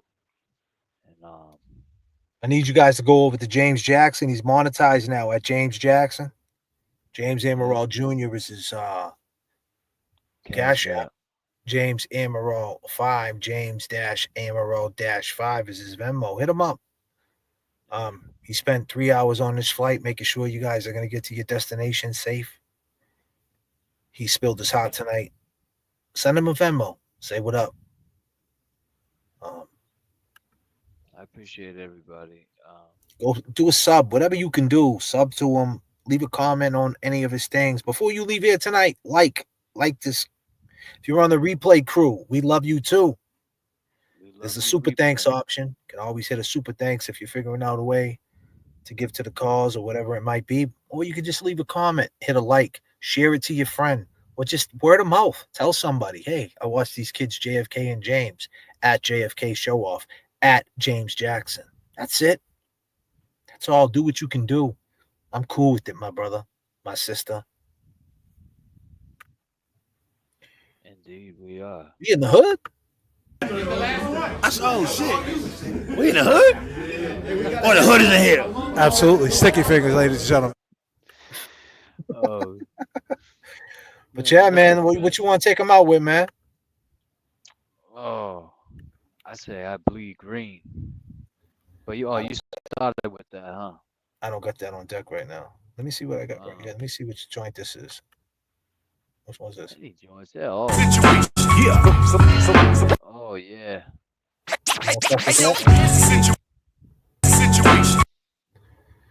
Let's say our Rest peace. in peace to Heavy D.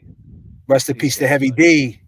We'll see you next flight. Go over to my video section. Get to know me. JFK. It's my bio. I go by the name of JFK. I go by the name of James Jackson. We love all y'all. We'll see you next flight. Peace and love. 88 Cherokee Jeep. Yeah. So let's get a car, you know I fly with. With the no ride, yeah, and about the crew. Come on. Get a bent bullet, screwdriver, FBI 20. So let's get a car, you know I fly with. Feeling like Heavy D, self-destruct 89. Father broke my heart, I guess he was living in crazy times. In these streets filled with hoes, there's so many shady crimes. So why would he give a fuck about a baby crying? So we 3 deep, stole the whip, no one in. Another lick, homie, tell me what we going again. Strip the whip on the side street, low on bricks. Wipe everything down now, don't show a print. We all did biz, we just trying to live high. And some things in life you just can't turn around. Jumped off the porch, it's all over now. Active in addiction, he's sober in the ground. So profound, what goes up must come down. Stay high till we die, we were just playing wild. 88 Cherokee Jeep is my therapy. In these streets, never settle beef with the enemy. Put one in your face, yeah, clear your memory. Hockey mom snitch, yeah, don't wanna pay the penalty. Wins and losses, reputation. Stand on your word, what you really chasing. Wild juveniles, facing incarceration. Hate, mistaken admiration, know your basics. Tat cancer in my body, every day I'm paranoid. I stay with my 3 daughters, I don't trust my boys. In the 88 Cherokee Jeep, gold package, trying to get straight, but it seems we go backwards. No dreams when you're seeing things with low passion. Maintain, stay in your lane, and just roll past them in the 88 Cherokee Jeep, gold package, trying to get straight, but it seems we go backwards. No dreams when you're seeing things with low passion. Maintain, stay in your lane, and just 88 Cherokee Jeep, gold package. So let's get a car, you know I fly with. Yo, R.I.P. Heavy D, Guru, and a rowdy legendary. No, get a pin, pull a screwdriver, and be on J.F.K. So let's get a car, you know I fly with.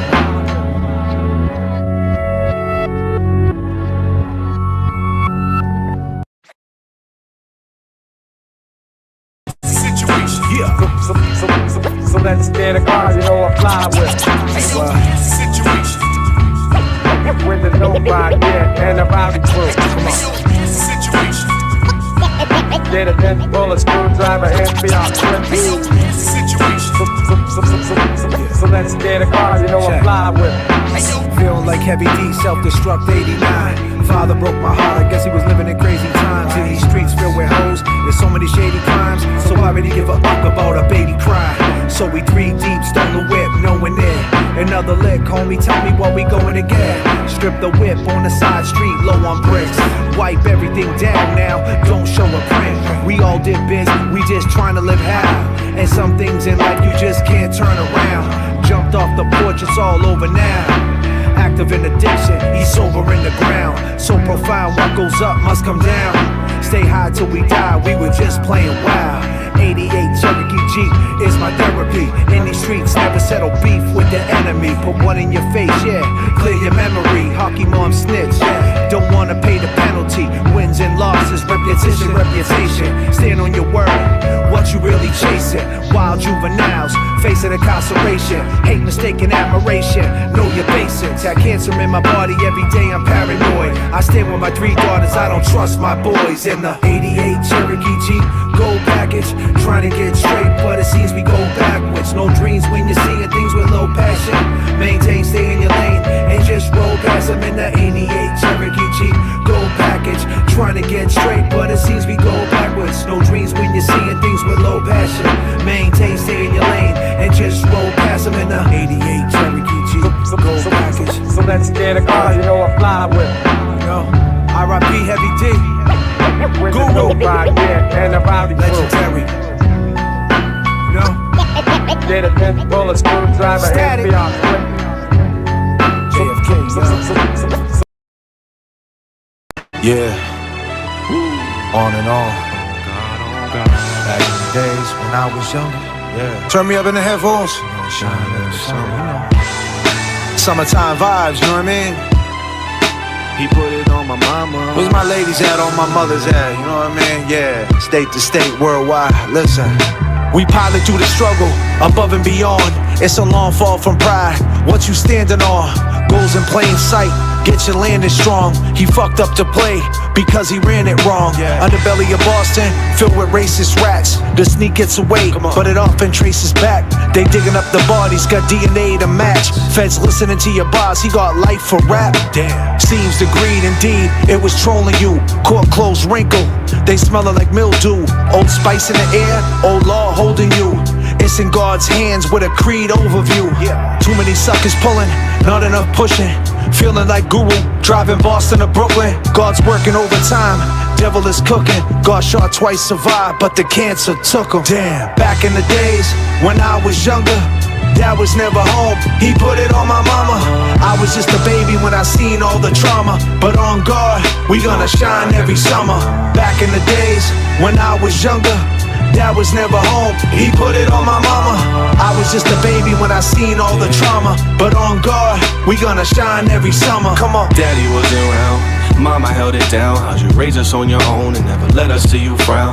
Superwoman, you a superhero in my eyes. Seen you sacrifice it all to make sure we had better lives.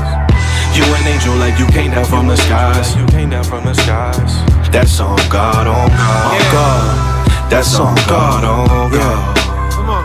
And To all the ladies having babies on their own, I know it's kinda rough and you're feeling all alone. Feds picked up the case so far away from home.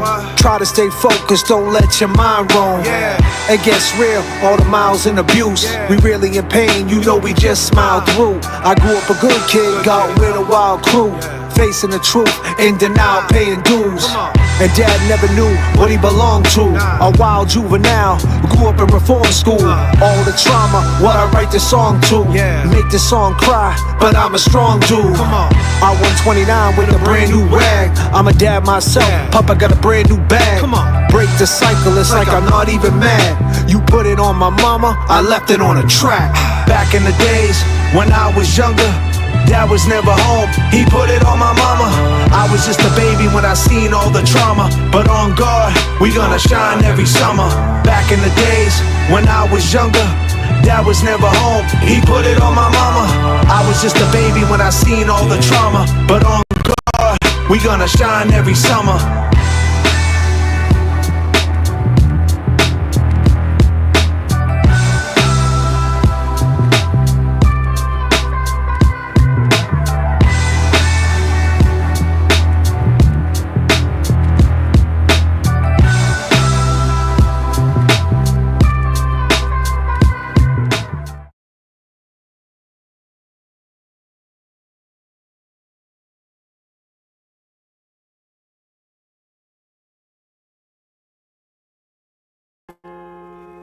Dedicated on and on to the ones who elevated. Dedication, yeah. J.F.K. Listen.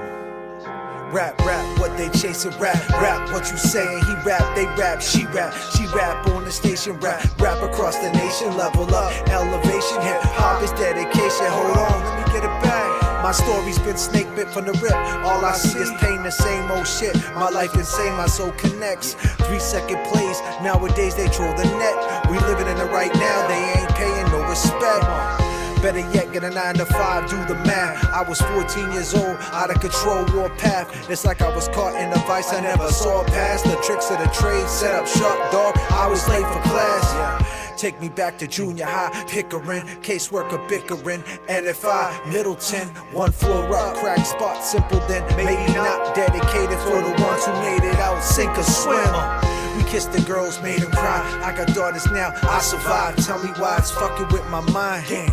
They in business for themselves, so they fake it. I'm staring in their eyes, and it's filled with hatred. Many nights I scribed on this paper, trying to make it, but every cane needs a taker, trying to maintain my anger. We kissed the girls, made them cry. I got daughters now, I survived. Tell me why it's fucking with my mind. Rap, what they chasing, rap, what you saying, he rap, they rap, she rap on the station, rap across the nation, level up, elevation, hip hop is dedication, hold on, let me get it back.